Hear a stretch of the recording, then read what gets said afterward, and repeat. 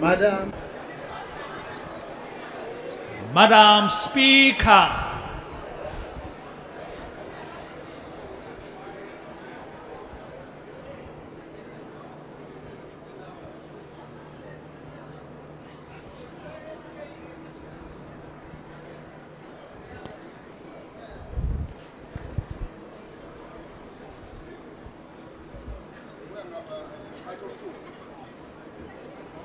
May we now have a moment of silent prayer and meditation.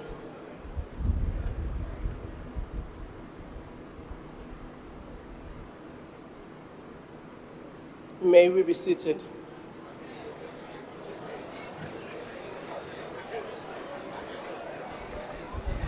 At least I see the smiles today, meaning that the moment of silence was adequate. Honorable Skosana, what is the point of order? Thank you very much, Madam Speaker. Madam Speaker, I'm a bit surprised why it's so hot in this hall. I think we must go back to the other committee. We are not used to what is happening here. It's too hot. It's too hot. There's no air. The government can't run a simple thing, a simple air condition. You are unfit, our Jimmy. Honorable members.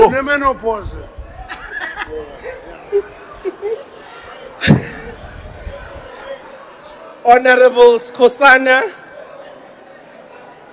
thank you very much. We do take note of what you are saying, but as you know, there is heat wave. We have tried the best we can. Aircons were opened at 10 this morning to make sure that at least we cool the place. But seated here, I can also feel the heat. It is hot.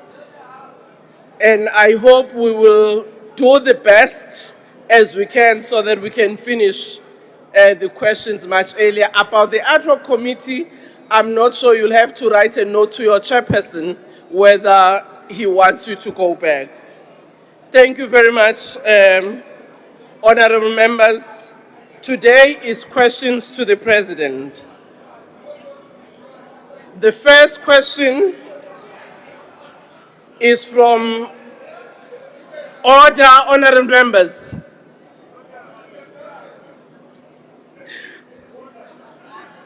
I'm sure you are happy to see the President, so you are conversing across the board, but the only item on the order paper, as I said, is questions addressed to the President.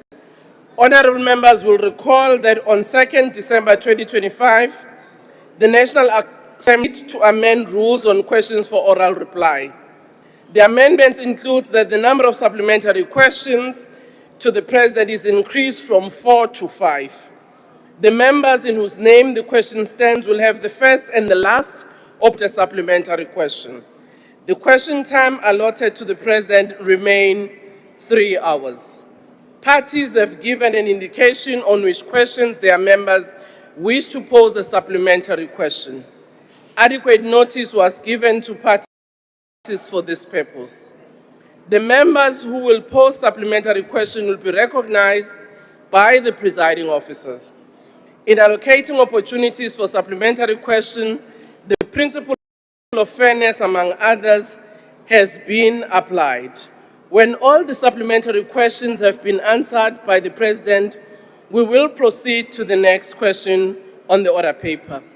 Honorable members, you also know that in terms of our rules, that a member who might have asked a question and is not in the House will ask another member to take a question on his or her behalf.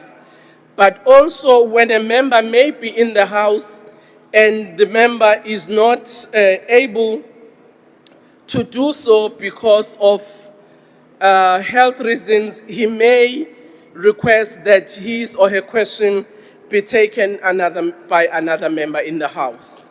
So I want to indicate that the Honorable Chief Whip, Honorable Ntuli, who asked the question to the President, is here with us in the House, but he's incapable to ask a follow-up because his voice is not there.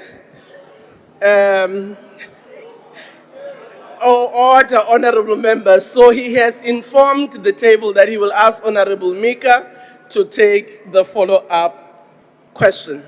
I would also like to recognize Honorable Nkabane, who has been appointed by the African National Congress as the Deputy Chief Whip for the largest party. Honorable Nkabane, I hope will be able to join the whippery and work with your colleagues and make sure that this House is functional as the whip. That's part of your responsibility. The first question has been asked by Honorable Mdumiseni Ntuli. The question is, in the light of the fact that the Commission of Inquiry into Criminality, Political Interference and Corruption in the Criminal Justice System provided him with an interim report with referrals and recommendations, which he accepted but decided not to make public, and noting the public interest on the matter and the need to ensure transparency, what are his reasons for deciding to withhold the report from the public? Honorable Mr. President.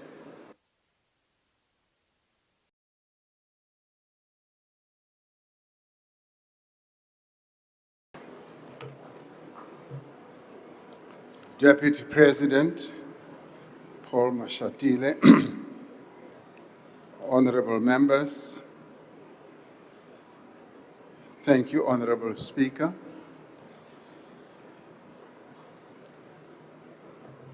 The establishment of the Commission of Inquiry into Criminality, Political Interference, and Corruption. Order.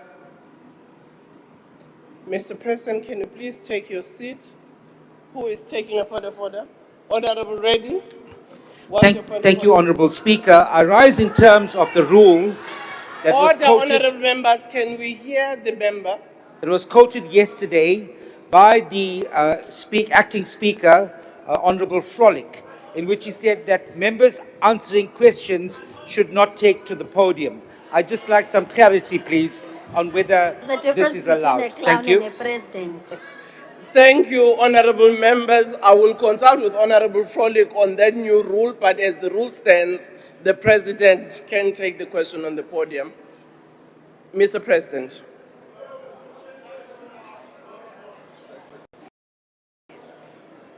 You can take it from the podium, Mr. President. Okay.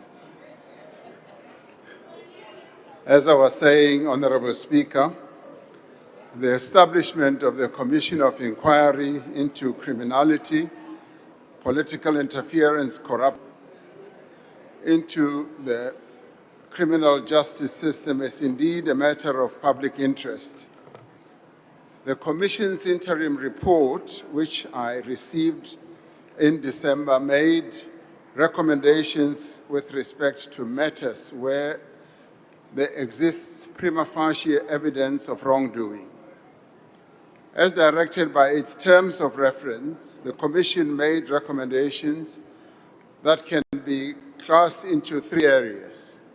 Firstly, the Commission referred several matters where it found evidence of wrongdoing to the relevant institutions for immediate criminal investigation. Secondly, the Commission directed that there should be urgent decisions on prosecution where required. And thirdly, with respect to individuals currently employed within the law and intelligence services, where it was found on a prima facie evidence that there was wrongdoing, the Commission made a number of recommendations regarding the employment status of such individuals, including whether they should be suspended pending the outcome of further investigations. Now, to ensure that these matters are given the necessary attention, I directed the Minister of Police, as well as the National Commissioner, to constitute a Special Investigation Task Team reporting directly to the Commissioner. The team will institute investigations against those identified by the Commission for such investigations. Matters that require disciplinary action are currently being attended to by the relevant departments. And some are resulting in suspensions, and some are resulting in immediate disciplinary processes that are now underway. The Commission's work is ongoing. In its interim report, the Commission noted that it will require further evidence from a number of people who had not yet appeared before it. Now, beyond the referrals and recommendations that I have made public, it would be unfair to witnesses whose testimony is not complete or individuals against whom the Commission has not yet made any findings to publicize the information at this stage. Furthermore, it may jeopardize investigations as well as lines of questioning of the Commission to make unconcluded avenues with regard to the investigations that could be made public. Given the short time frame in which the Commission is expected to complete its work, we will make sure, and in fact, I will make all the reports public once the Commission has submitted their final report. The Commission has been given a tight time frame within which they should produce another interim report, whereafter a final report. Now, this will be subject to any advice from the Commission itself or other considerations on whether the publication of any portions of the report that may put persons who may have appeared before the Commission in danger. Now, we have already seen how a number of people who appeared before the Commission have been targeted, and some of them have been in serious danger. So the information will be made public subject to the advice and discussions with the Commission as well. Throughout this, we have been guided by the fundamental principle of transparency, and that South Africans must know the facts around the allegations that were made by Lieutenant General Mkhwanazi, and must know what action is being taken to address any wrongdoing or systemic weaknesses that are identified. I am on record as having said that we will implement the recommendations from the Commission and we will take action. I thank you. Thank you, Mr. President. The first supplementary question will be from Mika, Honorable Mika Msauli. Thank you very much, President, for the response, particularly as it relates to your reason that it would be unfair to disclose the report because by doing so, it will be prejudice. It will prejudice witnesses who have not appeared as yet or concluded their evidence.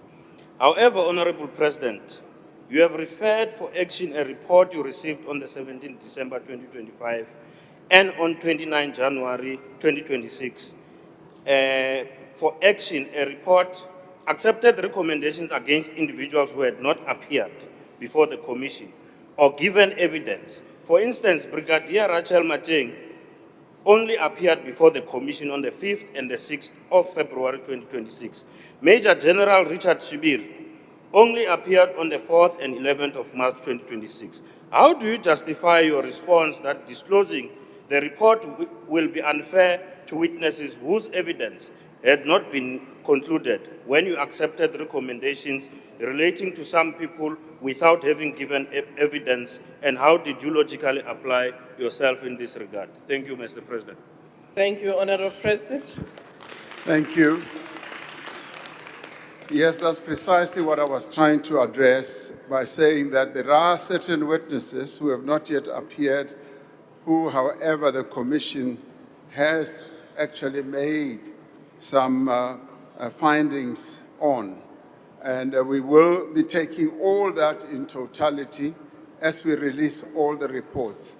The reason, particularly the one that you are mentioning, is precisely that any witness who goes before the commission should not feel that they've been prejudiced by the upfront release of the information or the report.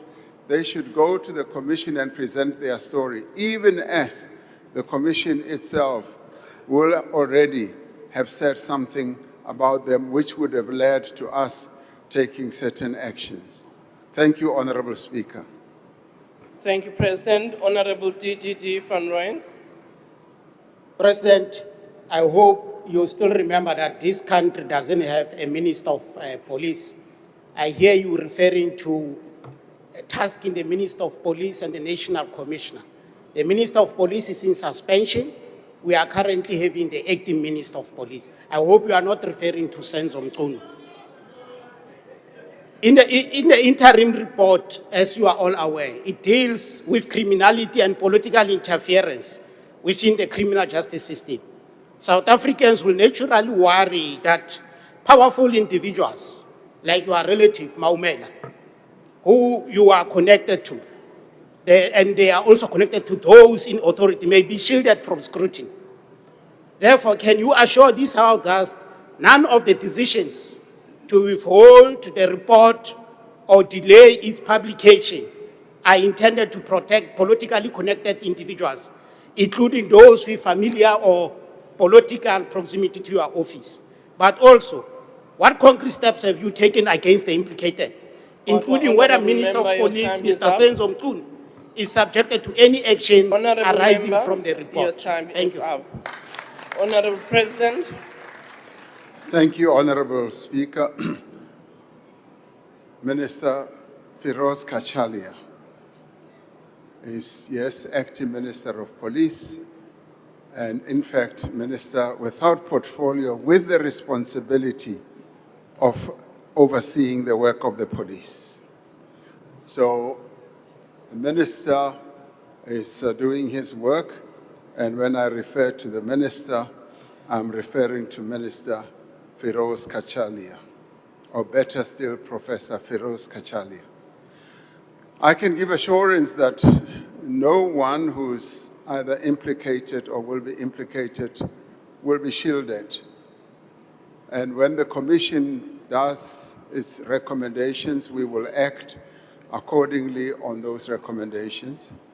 I have already gone on public, Honorable Member, to describe the relationship between myself and Maumela, and I do not wish to get into that because continuous peddling of that information, which is actually misinformation, is completely incorrect.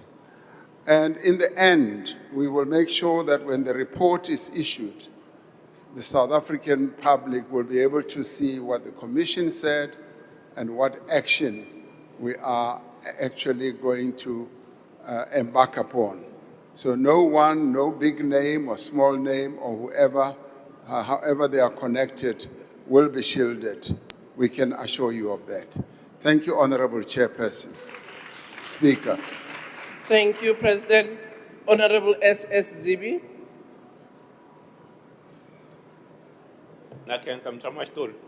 Honorable Zibi is a new one.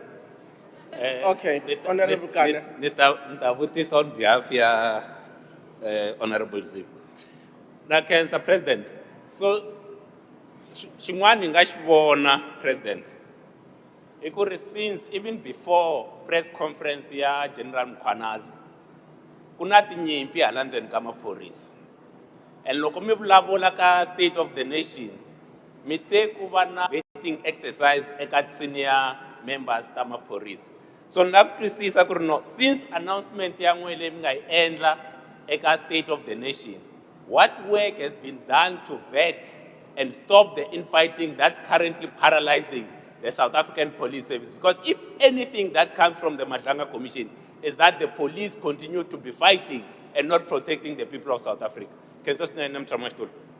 Thank you, Honorable President. Na Cancer. So sweswo hi swona hi swi langutaka. hi te ku ta endliwa vetting ya maphorisa ka kumbe lava va ri le henhla. So i sungurile vetting ya kona, and i sungule vigorously. I ta endliwa ku ri i ze yi helela. Hi kota ku tiva ku ri i maphorisa lava tirhaka, i maphorisa va tirhelaka vanhu kambe va ti tirhela vona. And na leswi swa ku lwa xikarhi ka maphorisa hi karhi ha swi languta. Madlanga Commission I hi pfuna hi ku sweswi se hi tiva kahle ku ri ku na ti-camp a karhi ka maphorisa. So sweswo swi endla ku ri ntirho wa maphorisa u nga endliwi hi ndlela leyi rhandzaka. So swi ta lunghisiwa hinkwaswo sweswo. And of course, what the Madlanga Commission has revealed is that there are divisions in the police force, particularly at the higher echelons. And there is a whole problem of capture by criminal syndicates. As the evidence is unfolding, we will hear from the Commission precisely what their final recommendations are. And it is upon that we will be able to take action. Thank you, Honorable Speaker. Thank you, Honorable President. Honorable Trollip. Okay. Honorable member who's taking a question on behalf of Honorable Trollip. No, thank you, Speaker. I will take the question on behalf of Honorable Trollip. President, good afternoon. Good afternoon. The list of senior police officials and government officials and politicians that you have appointed to serve in your cabinet who have been implicated in criminal conduct continues to grow by the day and is being exposed not only through the testimony before the Mazanga Commission, but also through the ad hoc committee here in Parliament. This raises a fundamental question, President. When those mandated to lead the fight against crime are themselves implicated in serious wrongdoing, who is actually protecting and fighting crime on behalf of the people of South Africa? And also, what assurances will you give the people of South Africa that you will implement the recommendations of the report much more than what has been done with the Zondo Commission, which cost the fiscus billions? Thank you. Thank you, Honorable President. Let it be said that, starting with your very last paragraph or statement, we have been giving reports on the work that is being done to implement the recommendations of the State Capture Commission, which was headed by Justice Zondo. We keep on reporting, and at the presidency level, we keep on giving updates of what is being done. The work that has been done is quite considerable.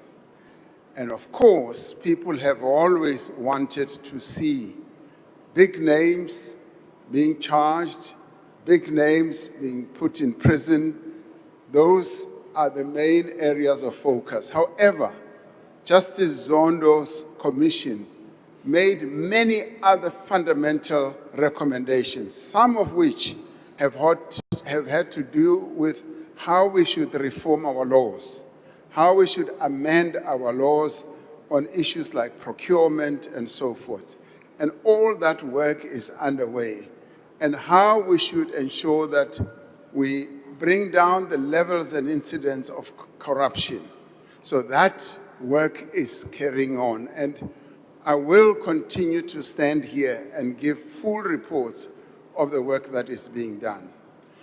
With regard to giving assurances on the implementation of the Madlanga report, I have said, and I say it again, we will implement the recommendations of the Madlanga report as we are implementing the recommendations of the Zondo Commission.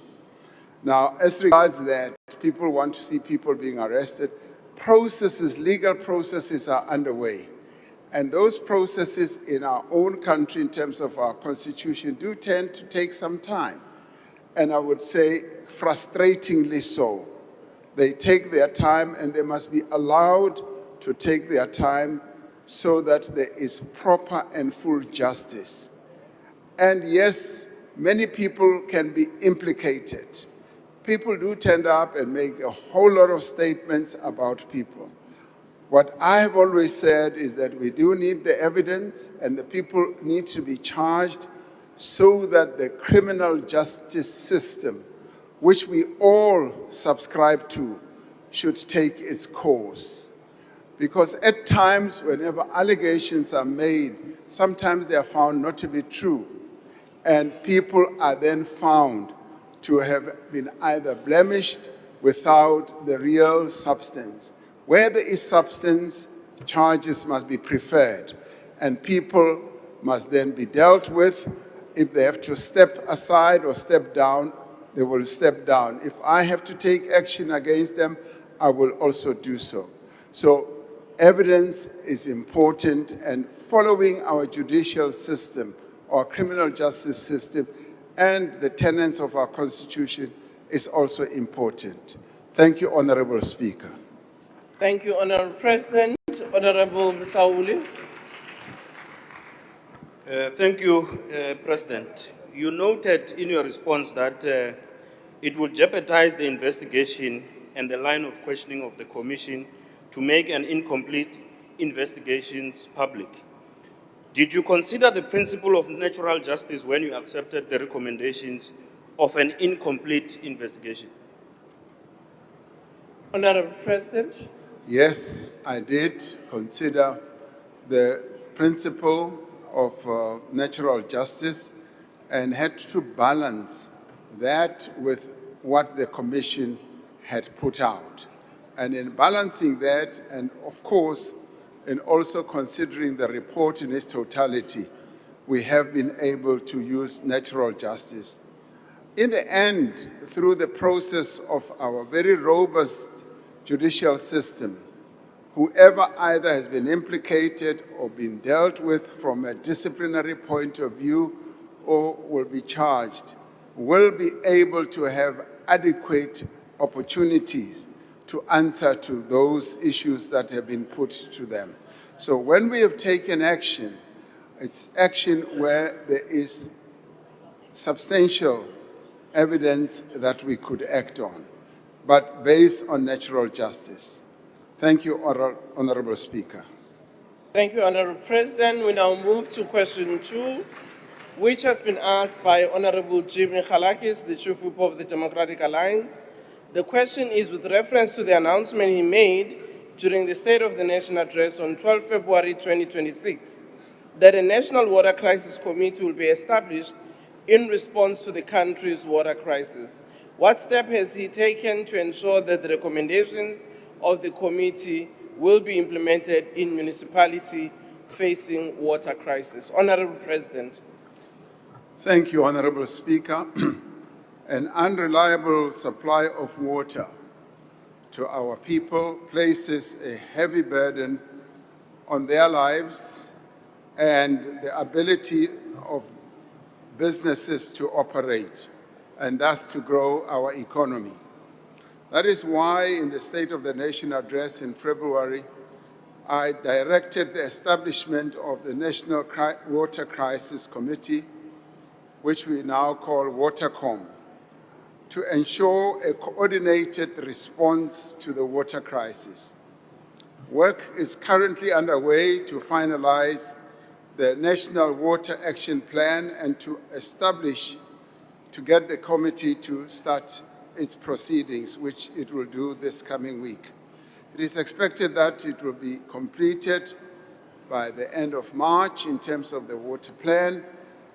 The National Water Crisis Committee will focus on 3 priorities. The first is to address immediate challenges in municipality water and sanitation delivery through a focus on limited number of municipalities. Secondly, to expedite institutional, financial, as well as regulatory systemic causes of the water crisis. Thirdly, we will attract investment in water infrastructure, increasing both public and private sector investment, and involvement. The main causes of the water crisis are at local government level. Maintenance of municipal water and sanitation infrastructure has been neglected in many of our municipalities over decades. There is therefore a big deadlock or a huge deadlock for the repair and refurbishment of water services. In Johannesburg alone, the pipes that deliver water to industry and to our household, to the households, are old and are in need of repair, and the budget to do so runs into hundreds of billions. The situation has been exacerbated by a lack of capacity, also organized crime, widespread theft of water infrastructure, corruption, poor billing and revenue management, as well as illegal connections and water leaks. Solving South Africa's water crisis, therefore, Honorable Speaker, requires what I would call a multifaceted approach, focus on institutional reform, infrastructure maintenance, and human capital development at the local level. We need to focus our attention on strengthening the capacity of water services authorities so that they are able to manage this very important resource of life, water. They also should be able to reduce demand and maintain official systems effectively. Where necessary, existing powers that are outlined in our Constitution, as well as in the National Water Act and the Water Services Act, will be used to intervene in municipalities that are failing to meet their obligations or are failing to implement corrective measures. This will include assistance to those municipalities, working alongside them to execute their responsibility, and at times even taking over. We will also, where municipalities and municipalities officials fail, be able to take action against them, and we will also be focusing on how they are contravening the requirements of the National Water Act, and if there's wrongdoing, they too will be charged. Where necessary, national government will assume responsibilities for water services in those municipalities that fail, as I said, to discharge their responsibilities. The amendment of the Water Services Act will enable stronger intervention where a water service provider, for instance, fails to adhere to their license conditions. In addition, we are also implementing the Metro Trading Services Reform Program. Now, this is a performance-based incentive that is worth 54 billion rand over 6 years to overhaul electricity, water, and waste services in South Africa's 8 metropolitan municipalities. The program itself introducing an incentive-based grant system that rewards metros for improving financial management and achieving specific service delivery targets. Now, this program, Honorable Speaker, aims to reverse long-term service decline in municipalities. It will also improve financial sustainability and unlock additional investment, as has been done to great effect by the National Electricity Crisis Committee.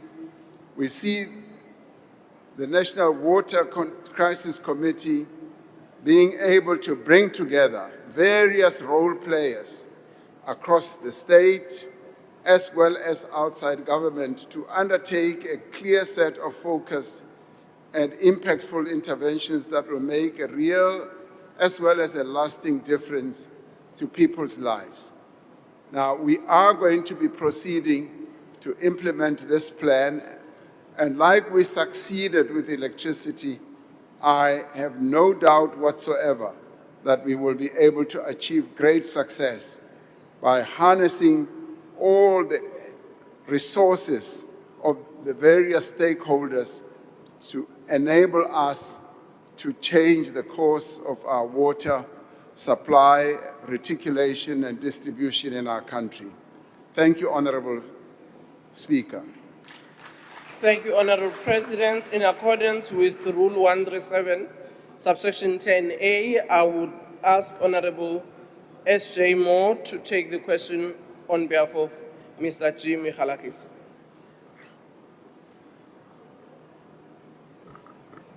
Honorable J.S. Moore. Thank you, Mr. President. Mr. President, your Minister of Water and Sanitation revealed yesterday, and you've just confirmed, that the National Water Crisis Committee has not yet met, despite the announcement a month ago. Mr. President, a month is a long time in a crisis. This is while people are currently suffering. You mentioned the city of Johannesburg, my hometown. Due to Johannesburg's sweeping financial arrangement that takes infrastructure funds away from Joburg Water, it has emerged that contractors are owed hundreds of millions as projects across the city stall. You also lead the Presidential Johannesburg Working Group, which was launched over a year ago. So there's plenty of interventions in this space, but taps are still dry. Will you, Mr. President, rebuke Johannesburg's sweeping policy that takes away infrastructure funding and call for the ring fencing of water infrastructure spending? Thank you. Thank you, Honorable President.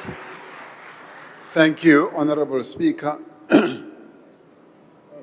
There have been various meetings that deal with the challenge that we face of water.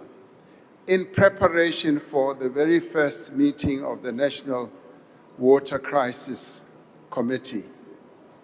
Now, preparations have been made. The clear plan has been put together, and it is presented at the meeting this Wednesday, where I will be present, and the Deputy President will be present, as he's been leading the other process as well, which has done extremely well in terms of defining what the real problem is. We will, from those meetings that have been held, consolidate the views that will be coming from all key stakeholders. And we will then be able to take this matter forward. I'm meeting with the Minister of Finance later this afternoon to discuss precisely the financial issues that need to be upscaled. Minister of Finance did decry, as he presented his budget, the fact that a number of municipalities get revenue for water and then they divert it to their other cost centers without actually ensuring that the money that is brought in as a revenue from water is actually used to promote or improve the infrastructure of our water resources. And it is for this reason that participation at government level, including the various ministers, will be participating in this committee so that our intervention is more impactful. So much as the committee has not met, as the minister said, it meets on Wednesday, but it will be now bringing together all the preparatory work that has been happening and clear proposals and recommendations. Johannesburg Presidential Working Group is also going to meet. I had a meeting last week with the eThekwini Presidential Working Group, who were reporting to me the great progress that they have made since the working group was established. I await a similar type of engagement with Johannesburg to deal with all the challenges. And as we establish this working group for eThekwini, water was a major challenge as well. it is now being addressed more effectively with the participation of a number of entities, private sector, public sector at all levels, national, local, as well as provincial. The same thing should then happen with Johannesburg. We are all equally concerned about the slow pace that is being made in Johannesburg. We are going to seek to arrest that so that we catapult the work that is being done in Johannesburg to a higher level. And we will be focusing on this to ensure that Johannesburg is turned around in all its ramifications with regard to water, as well as the challenges they have in electricity, as well as general municipal services. So we will be attending to all that. Thank you, Honorable Speaker. Thank you, Mr. President. Honorable Mentor.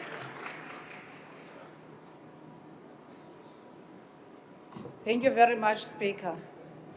Good afternoon, President. President, accountability should be promoted, especially by you. We can't start by introducing new strategies of crisis committees without consequences. The crisis of water is as a result of your incompetent deployees of the ANC and Tagarism. We have heard nothing about what happened to those officials as well as political heads. And you should also start by apologizing to the people of Guyana, whom have not been having water for the past 15 years. Today we hear that their budget has moved from 248 million to 6 billion without accounting as to what has happened. For the past 15 years, no one is accountable for water losses and for us not having water in this country. President, we should not move forward without knowing exactly what are the terms of reference of this crisis committee, because your government has been doing what is called privatization of entities. We have seen privatization of ESCOM, and recently we have seen the privatization of Home Affairs under your government. Honorable Is Member, our water safe? your Are you not time going to give is our up. water resource to the private sector? Thank you. Thank you, Honorable President. Thank you, Honorable Speaker. Let me start off with the challenges that our people in Guyana have been facing. The project that we focus our attention on in Guyana is between 90 and 92% complete. And it involves about 335 kilometers of bulk water pipelines that have been put in place. I forever remember how, when I went in the area, I found that the bulk water pipelines were lying beside the road. Those pipelines have now been installed, and they span a distance of 325 kilometers from the Nandoni Dam and into the villages in Guyana. A number of villages now have water. It's 90% complete. You're absolutely right when you say there are still challenges. There are still challenges. Order, Speaker, please. Point of order. Sorry, Mr. President, you can take your seat. Honorable Member, what's your point of order? My point of order, can me and President will go check Guyana? It's totally wrong. We are misleading him. Honorable Member. Maba onela, maba embele, it's not the true.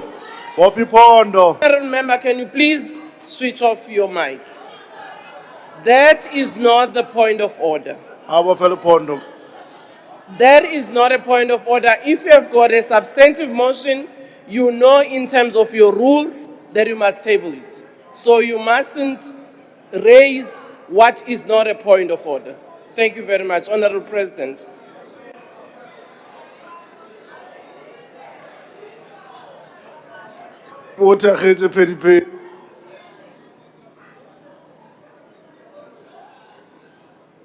Who's rising on a point of order? Mr. President, you can continue with the answer. There is nobody. Honorable Penny Penny.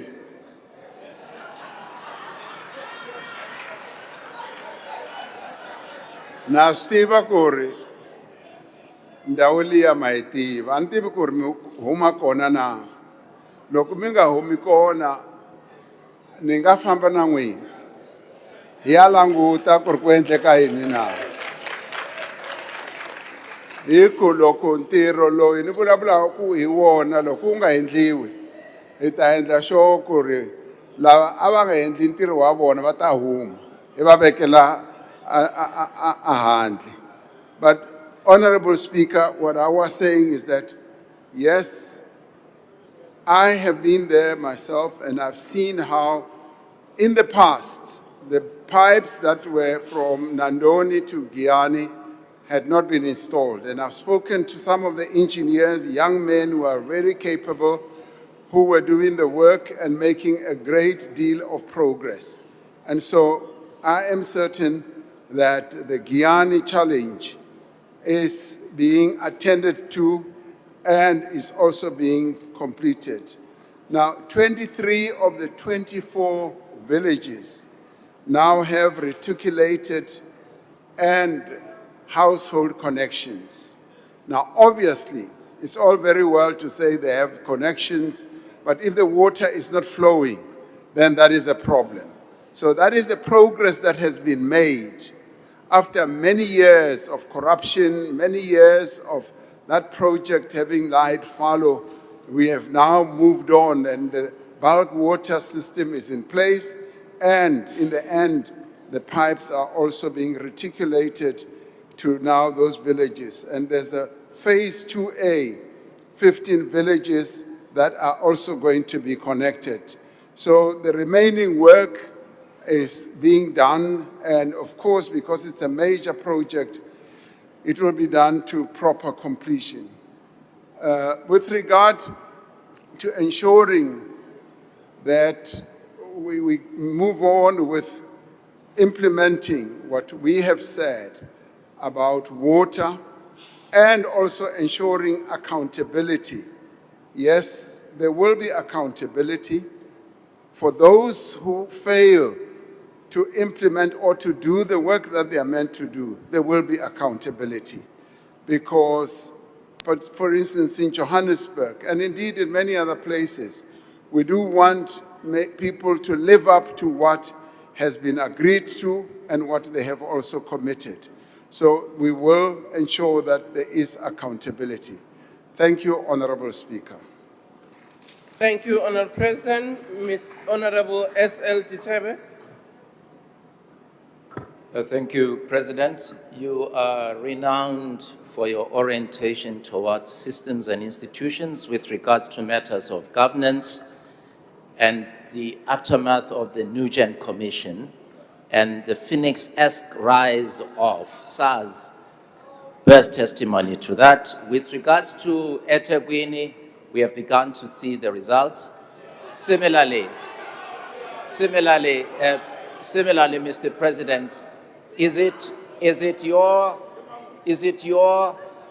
intention that similar results will be achieved with regards to Johannesburg, but most importantly, the rising debt of the water boards, which pose a serious risk to water reliability, not only in municipalities that owe huge debts to water boards, but across the country?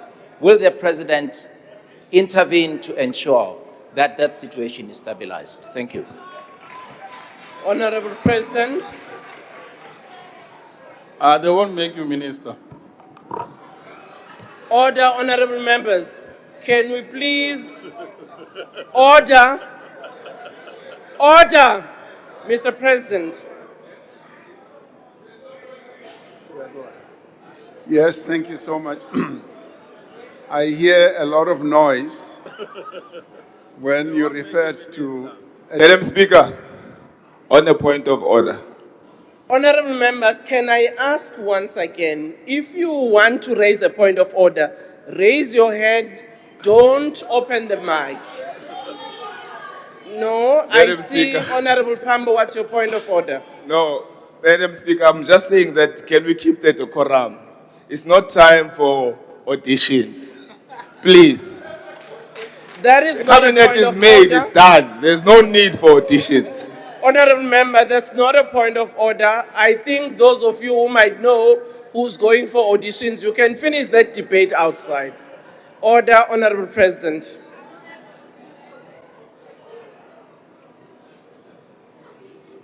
Madam Speaker, I can say that I'm not doing any audition. I'm answering questions. I heard a bit of noise when you referred to eThekwini. Seemingly there are people who almost deny the progress that is being made. And I'd like to invite those who are doubtful to come with me to eThekwini. No, come with me to interact with Order, honorable members. You can accept or decline the invitation. The invitation is made. Mr. President, you can continue. Date and time, Mr. President. Date and time. Order, honorable members. I have asked the President to respond. You can come with me so that we can go and meet business people, trade unionists, traditional leaders, religious leaders, community leaders, officials in local government, officials including the premier at provincial level, and ministers who are also engaged in the work that we're doing in eThekwini. I say so because I think you need to hear their testimony. You need to hear how the private sector is now saying eThekwini is now a destination for investment. Not only local investors, but international investors. Water is being addressed and is beginning to flow. The roads are being repaired. The highways and the bridges are being repaired. And in fact, the surroundings of eThekwini could possibly be the biggest infrastructure involvement that we have in the country at the moment. So much is happening there, yes. I have always had this approach that we should have proper systems, because the systems will then enable us to embark on processes that will deliver what our people want. But that must be coupled with having good people. So for me, it's systems, people, and processes. Once you have those three, you are then able to move forward. In the main, what we've been seeking to do is to recalibrate our systems. And in eThekwini, we've done that to a large extent. You referred to SARS, and indeed to many other institutions as well, but more directly to Johannesburg. Johannesburg also needs a recalibration of its systems so that it is able to embark on all those processes that will serve our people better. And in the end, we need the people who are dedicated, who are there to serve the people and not to serve themselves. So if we can get those three in order, everything will then fall in place. So that is exactly what we are seeking to do in Johannesburg, and I have no doubt that we will achieve that. Because if the system works, the process leads to execution. And if the people are not fit for purpose, then they should be removed, so that people who are fit for purpose must then work within the system and embark on those processes that needs to lead to good delivery for our people. Thank you, Honorable Speaker. Thank you, President. Honorable Maimane.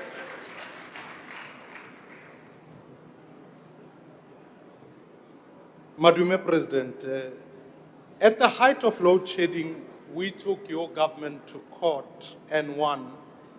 And at the height of this water crisis, we will do the same. Mr. President, you've got now over 10 people who are working on this water crisis. Let me list them for you. You've got a task team, you've got a presidential working group, you've got the Minister of Water, you've got the Deputy President leading a process. You go to Gauteng, the Premier of Gauteng is also involved. You've got the Water Board, you've got the CEO of the Water Board, you've got the Minister of Finance, as you've spoken today. You've also got the Mayor of Johannesburg, the MEC for Water and Infrastructure in Johannesburg. So, Mr. President, it's now over 10 people. My question is a simple one. If the people of Johannesburg do not have water by the end of the year, who exactly are you going to fire? Thank you. Thank you, Honorable President. Honorable Speaker, I missed the last part of the question. Who exactly am I going to do what to? Mr. President, if the people of Johannesburg do not have water at the end of the year, who exactly are you going to fire if there's no water? Well, simple answer to that, Honorable Maimani. As I said, we're putting the system in place and recalibrating it and the process, and then appoint and have the right people. If those people who are there are not going to be able to execute the processes that the National Water Crisis Committee comes up with, and of course, they will have to move out of the way. And they will be moved out of the way because what comes first are the interests of the people of South Africa and Johannesburg. So the National Water Crisis Committee is going to be overseeing all that and making sure that the job gets done. And if it is not done, then obviously heads must fall. Those who don't do their work will be moved out of their places. Thank you. Thank you, Honorable S.J. Moore.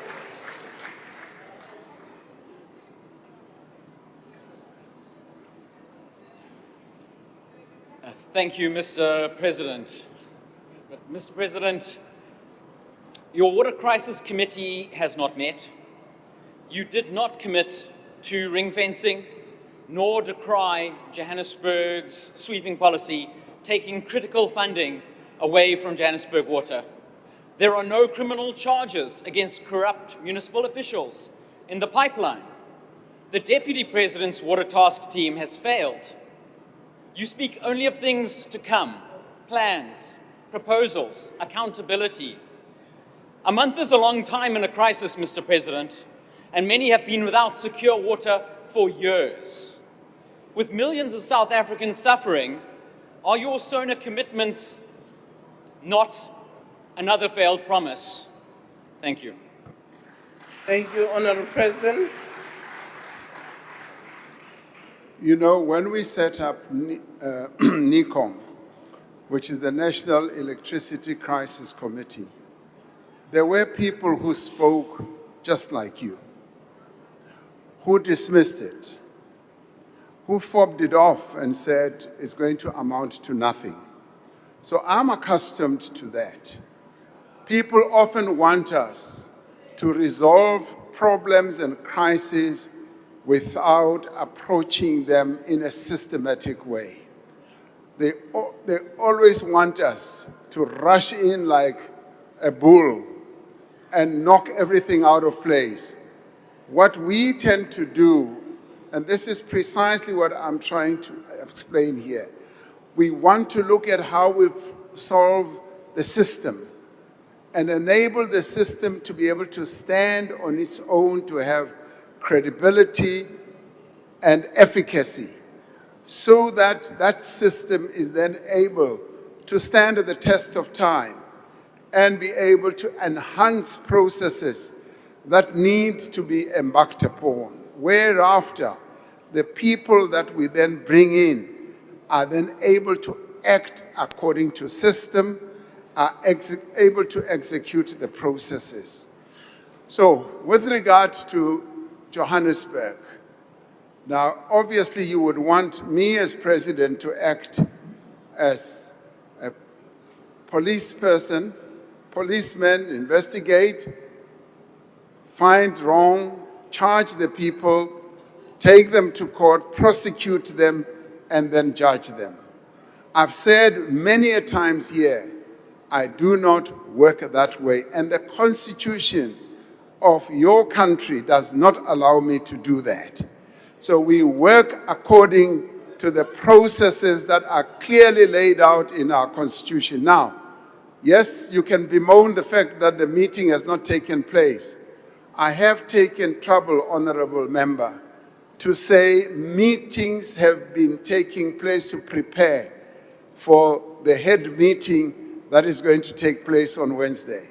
The Deputy President has been working on the water issue diligently, and together with all others, he's going to bring together, we're going to bring together all the initiatives and efforts that have been put in place to make sure that this is not a bad promise. It's going to be as good a promise as we promised with electricity reform that is now underway, where we got rid of load shedding. So it will happen. Stand by and watch this space. Thank you very much. Thank you very much, President.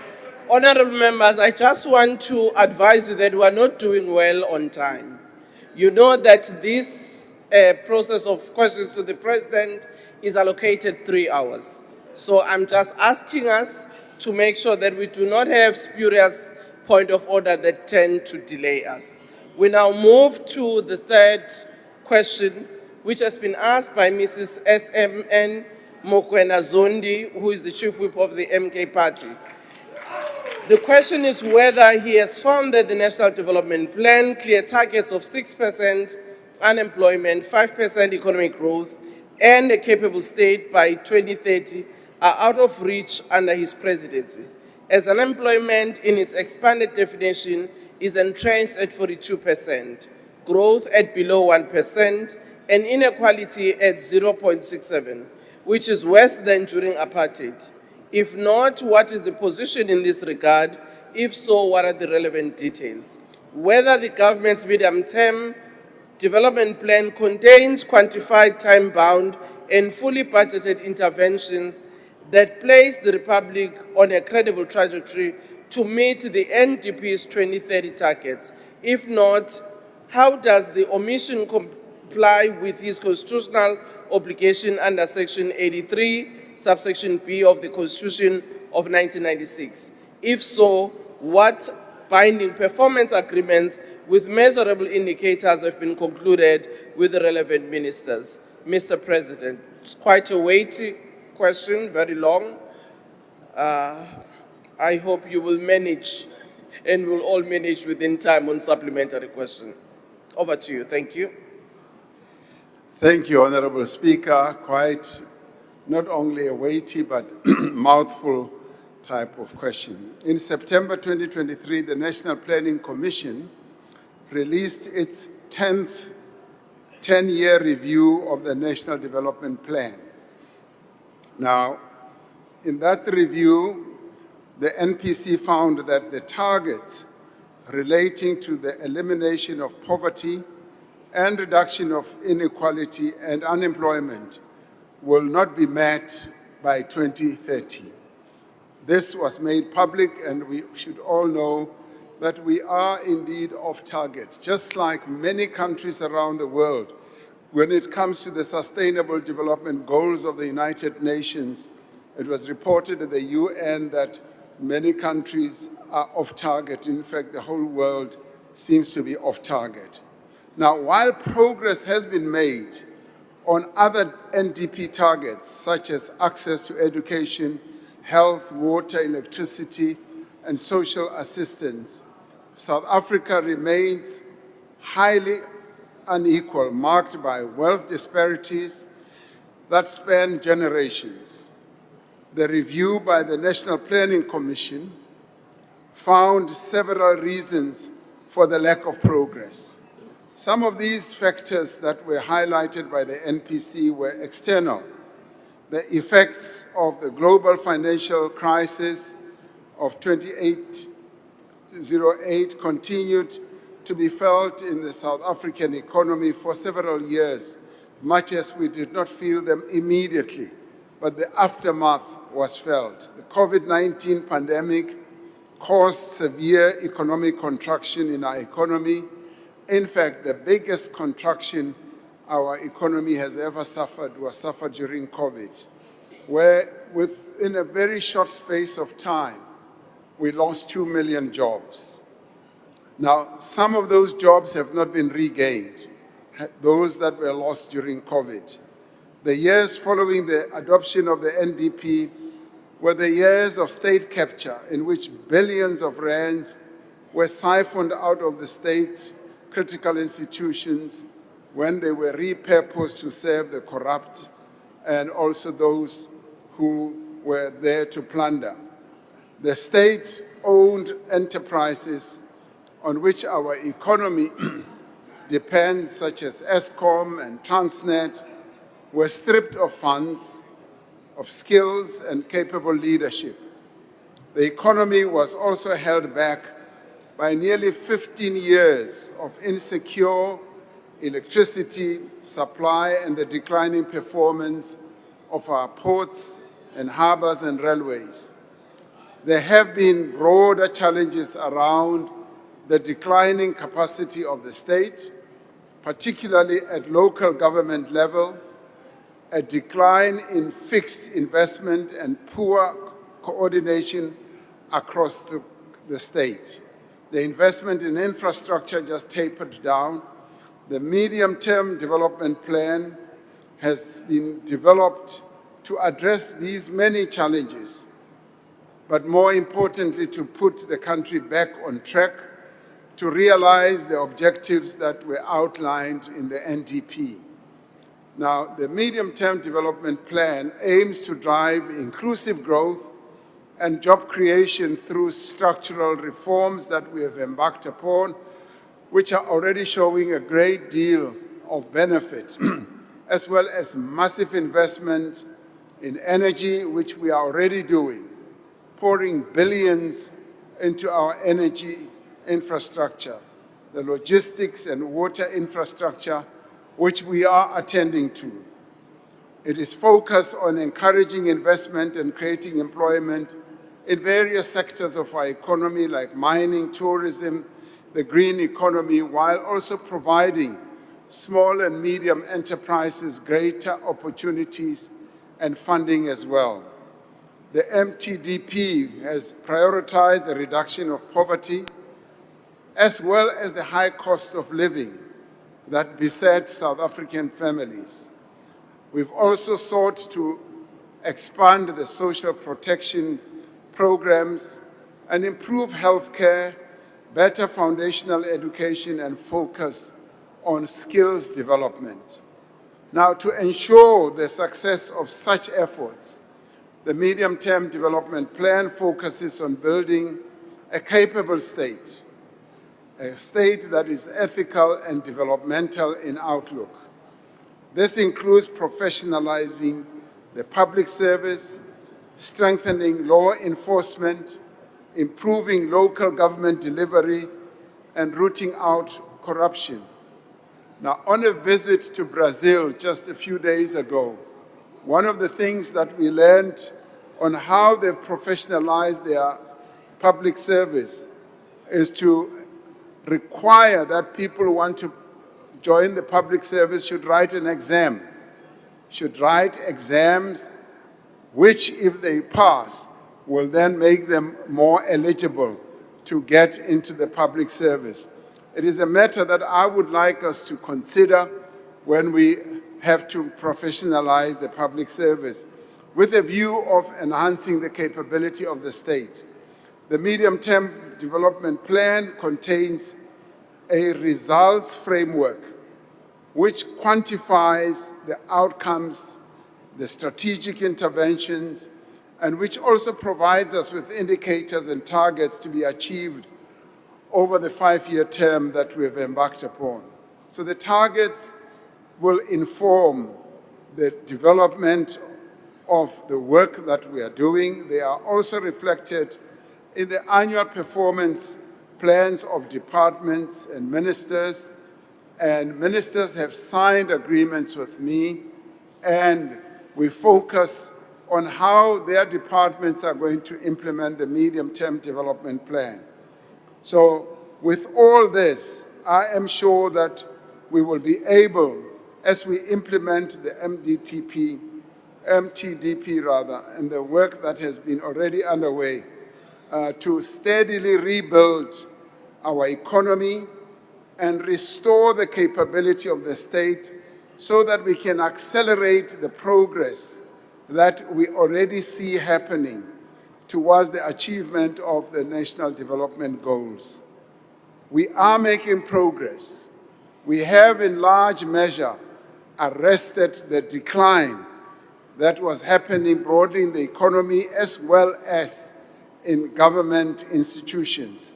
And I do believe that much as it's still a very early stage, that we're beginning a process of an upward trajectory. And we need to keep at it. And I've often said that we need all stakeholders, all hands on deck, including the doubters, including those in the opposition parties.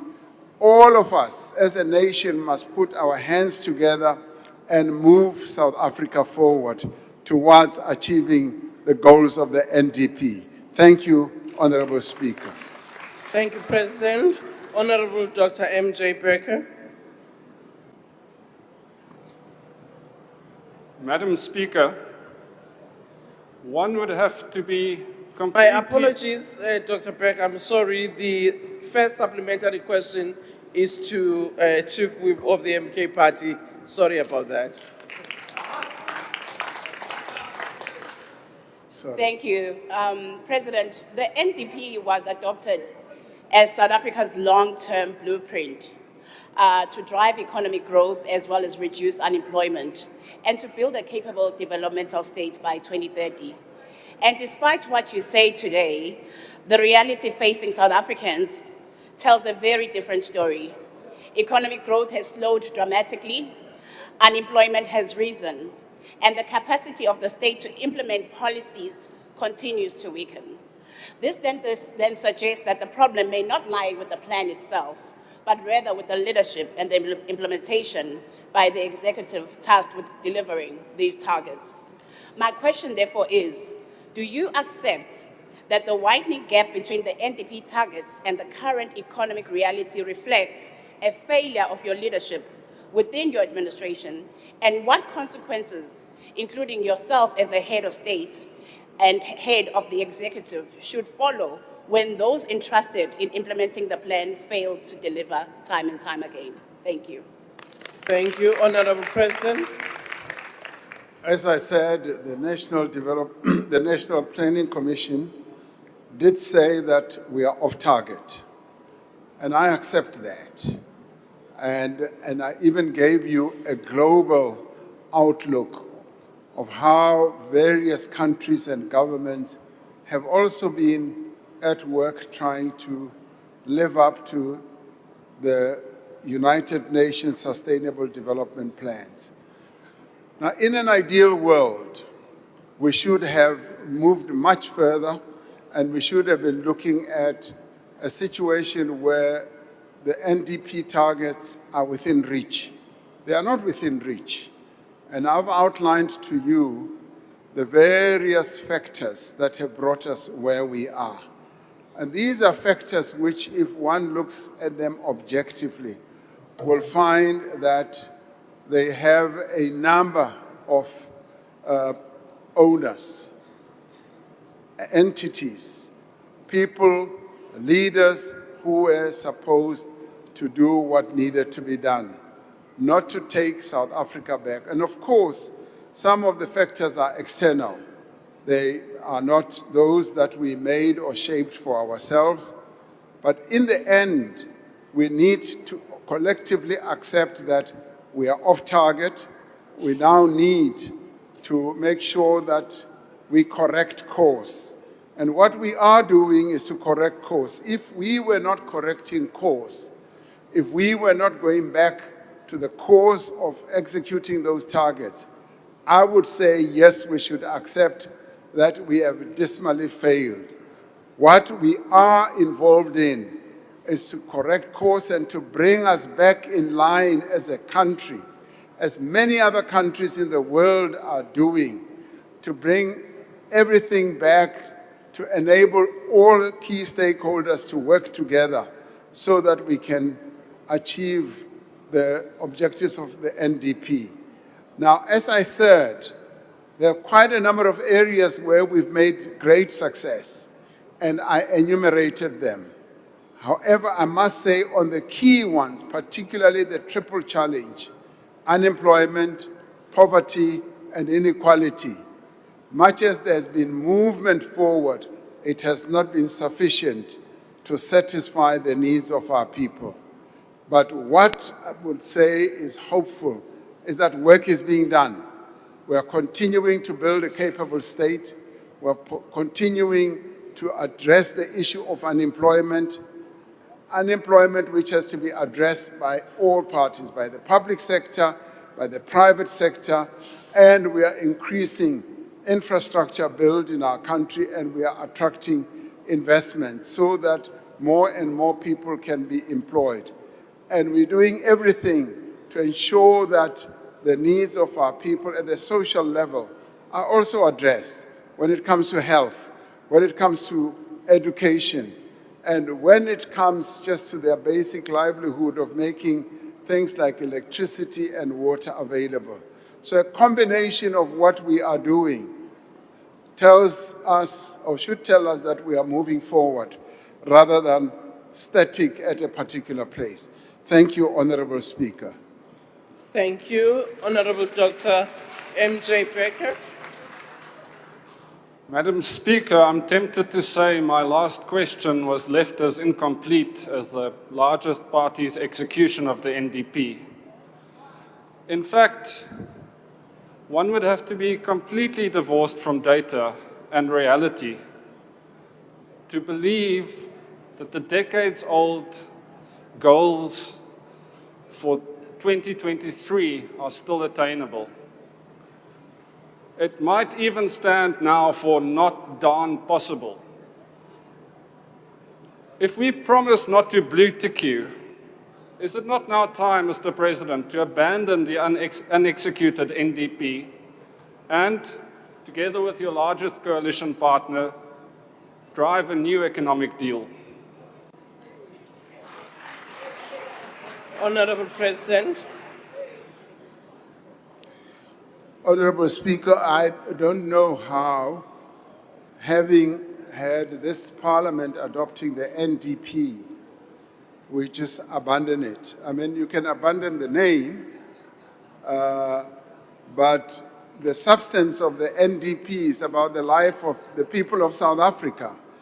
It is about improving their lives, ensuring that there is economic growth. How do we abandon the concept of economic growth? It is embedded in the NDP. How do we abandon the objective of creating jobs? It is in the NDP. How do we abandon improving education and skills? That is set out in the NDP. So I do think that what the honorable member is saying is in the end not implementable. What needs to be implemented is to bring us back on course. I have referred to the global framework. There's the Sustainable Development Goals.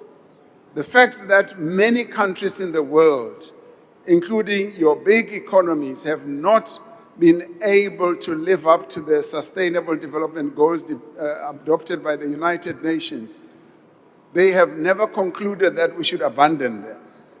They have actually said we must reinvigorate ourselves to ensure that we achieve the goals of the Sustainable Development Goals.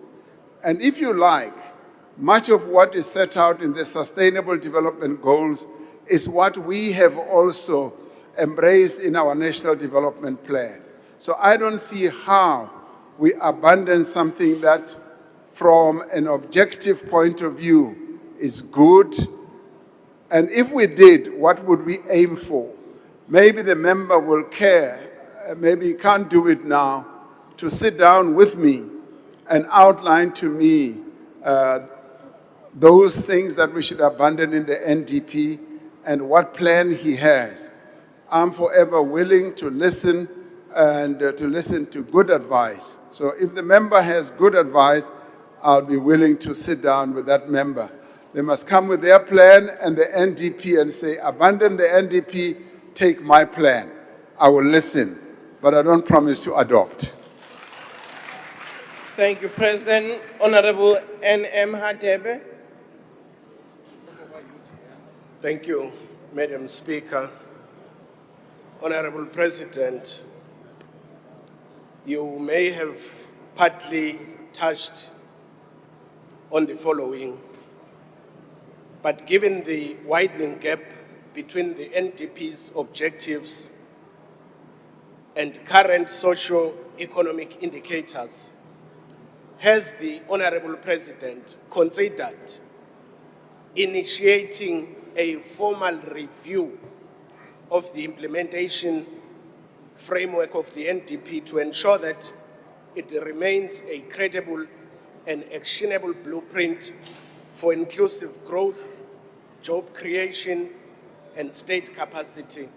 And what role will Parliament and departments play to rethink the strategy and restore confidence in the Republic's long-term development trajectory?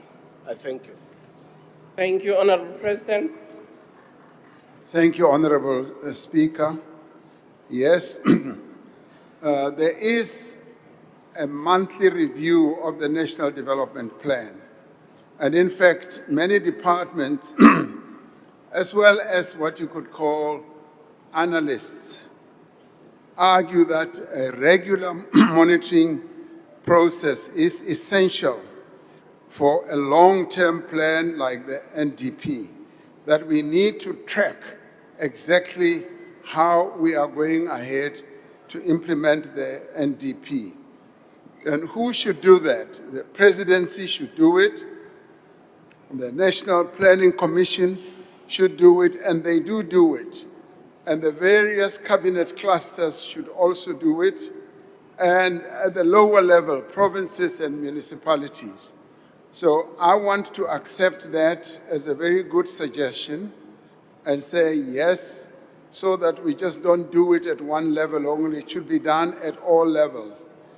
Various departments, various entities should be able to examine the extent to which they are implementing on a monthly basis the implementation of the NDP, but more particularly of the medium-term development plan against the canvas of the broader canvas of the National Development Plan. We should, on an ongoing basis, be able to look at the economic indicators that Stats South Africa does for us, and we also do look at it from a trade and industry point of view, exactly what sectors need more attention and more support. And of course, we also need to look at, and the Department of Basic Education, we need to look at education as well as the Department of Higher Education. They do look at what is happening in our schools and to funnel it all towards the NDP monitoring is a good idea, which obviously we will act on. But more broadly, I want to give Honourable Member assurance that yes, we do track the implementation of the NDP. Otherwise, if we didn't do that, it would be a dead instrument and a dead plan. So thank you very much for bringing that up to enable us to jack up, if you like, to use a colloquial term, the review system of the National Development Plan. Thank you so much. Thank you, President. Honorable NLS Ukwankwa. President, perhaps into yokuqala funeka uke upapashe eza performance appraisals or agreements as ministers sizokwazi ubhaqa abavela voco vuka kuvuthiwe babangele ninga-achieve i-targets.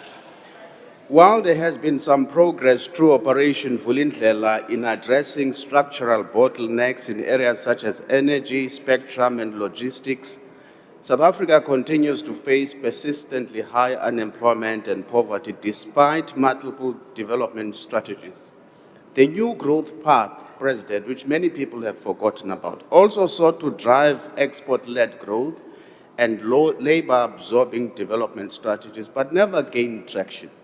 Countries like Vietnam, South Korea successfully combined the structural reforms you see in Operation Vulindlela, as well as regulatory efficiency and export-led industrial policies to achieve strong growth creation and to fight unemployment. Honourable Member, Given your this, time is up. I sawubuza, what structural Order, Honourable reforms are you Member, going your to time undertake, is up. President, to make sure that the medium-term development strategy Mr. is President. achieved?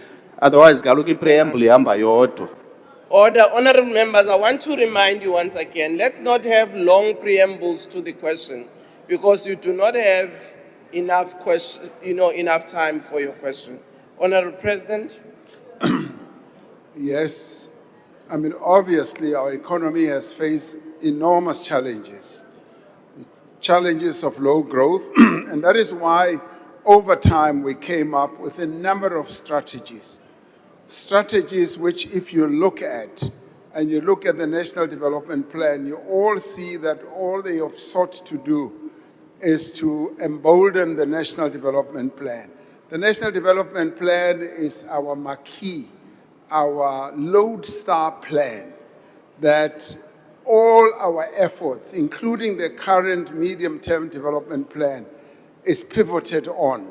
We are seeking to achieve what we set out in the NDP, as we are seeking to achieve what we set out, what the world set out in the Sustainable Development Goals. Along the way, we've faced headwinds. Headwinds were, for instance, our economy was not growing at an appreciable level. And for years, our economy's growth was lackluster. And there are quite a number of reasons for that, and I've alluded to some of them. And of course, another reason is that the huge concentration of our economy is another reason that one can cite. But the low participation of the medium, small enterprises that face enormous problems like lack of finance, lack of the skills and market access is another. So we are addressing all that. And as we address that, we know that we will be able to generate growth. If Operation Vulindlela has shown us that when we focus on a particular problem, we do make progress. And similarly, that's the progress that we are making. You spoke about the growth plan that we once adopted. It is still part of what we are seeking to do. And as we open up new markets for exports, to be able to export goods to other countries, we are basing it on that. Right now, in the visit to Brazil, President Lula da Silva and I bemoaned the fact that we are exporting very little that we make between the two of the countries. And the trade imbalance is quite good, it's quite huge. They have a surplus and we have a deficit, but the trading has been very flat over many years. So we felt that we should reinvigorate it and get proper agreements signed so that the traders can begin to trade. And we agreed that as traders or merchants follow the flag, we must make sure that we install both flags, figuratively, Brazilian and South African, in our two respective countries, so that traders can then follow those flags, particularly through agreements that we will arrive at. We signed 2 agreements. There are many more that we need to sign.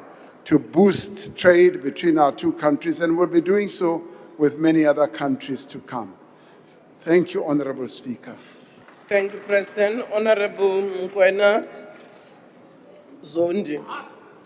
Thank you, President. We hear you about Brazil and agreements, but if the country is truly getting back on its course, as you claim, can you point us to just 3 NDP targets that your administration is currently on track in achieving, particularly when it comes to economic growth as well as unemployment? Thank you. Thank you, Honorable President.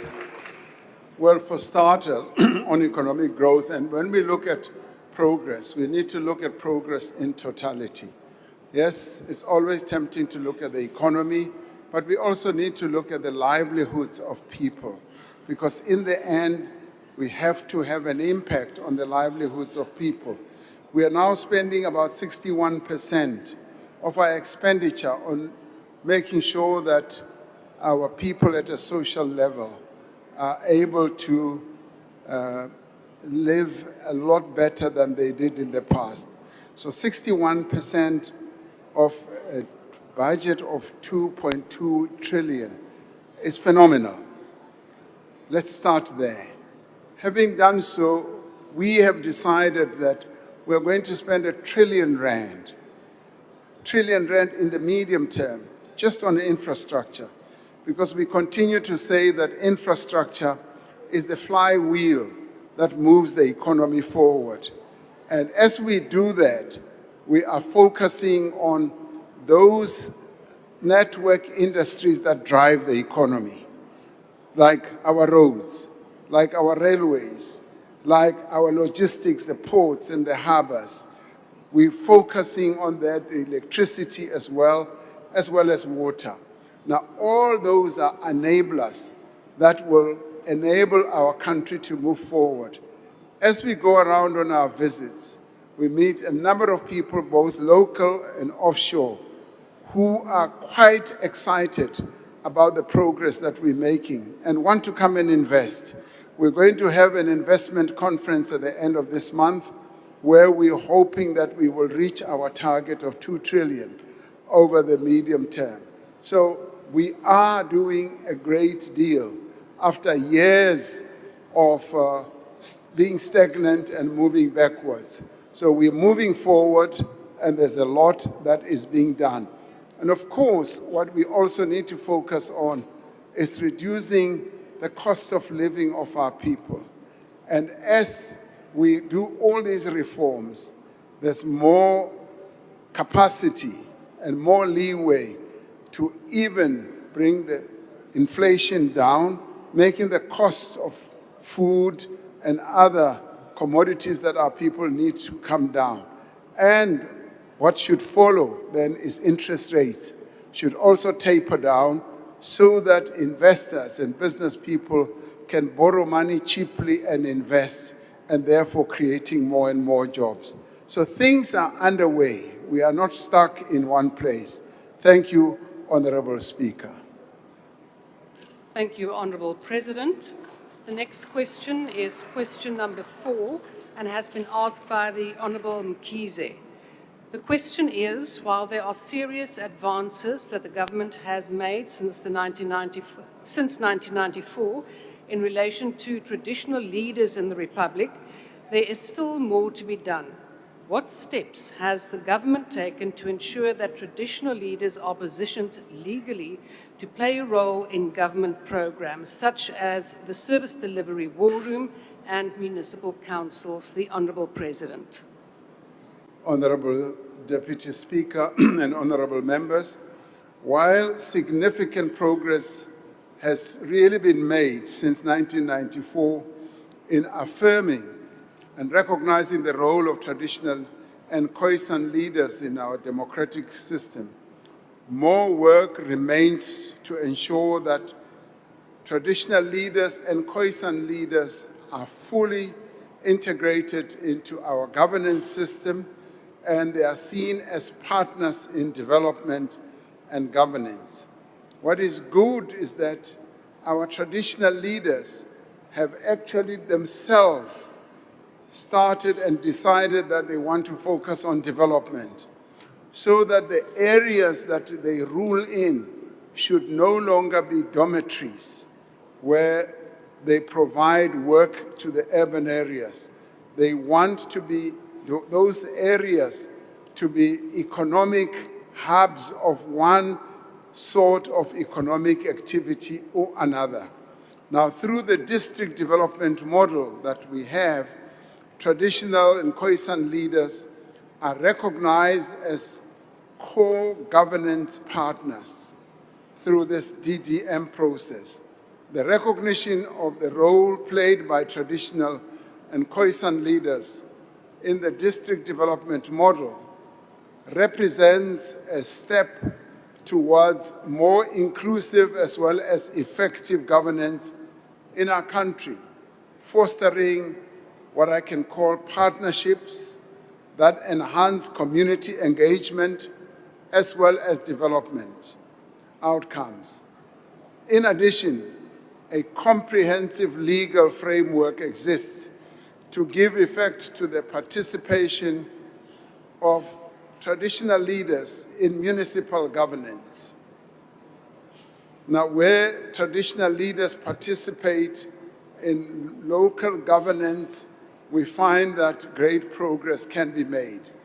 The Traditional and Khoisan Leadership Act makes provision for traditional councils to support municipalities in identifying community needs. Now, under the Act, local houses of traditional and Khoisan leaders may participate in municipal programs, and in some areas they do, strengthening accountability at local government level.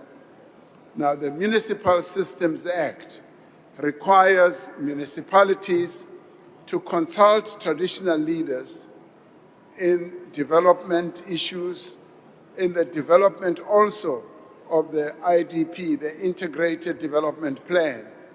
The Municipal Structures Act provides for recognized senior traditional leaders and Khoisan leaders to participate in municipal councils as ex officio and advisory members. And where this is done, it works very well.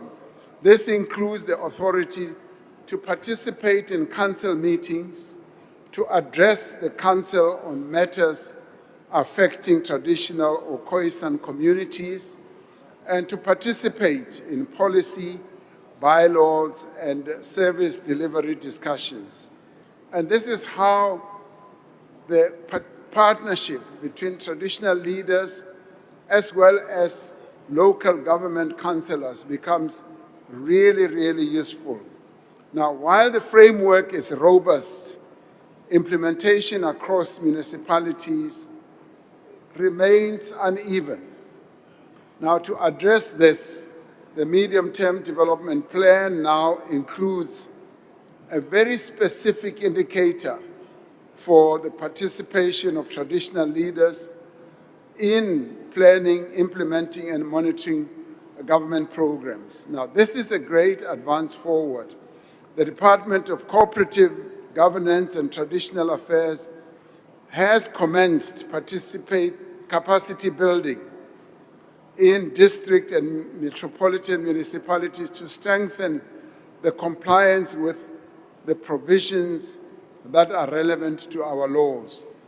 Now, these interventions are improving institutional as well as reinforcing integration of traditional leaders into governance and service delivery.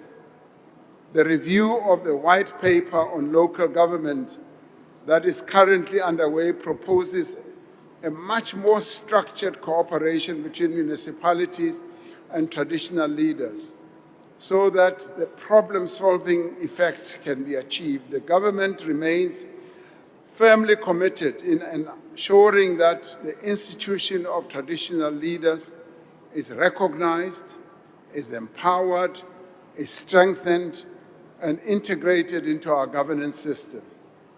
Now, their wisdom their legitimacy and proximity to communities is indispensable to building a capable and state and improving service delivery for our people more broadly. So the role of traditional leaders is being enhanced, and we've made tremendous progress since 1994 to give effect to ensuring that we have a government of the people, by the people. Thank you, Honorable Deputy Speaker. The first supplementary question will be asked by the Honourable Mkhize. Thank you very much, Deputy Speaker. Thank you, Mr. President, for the response.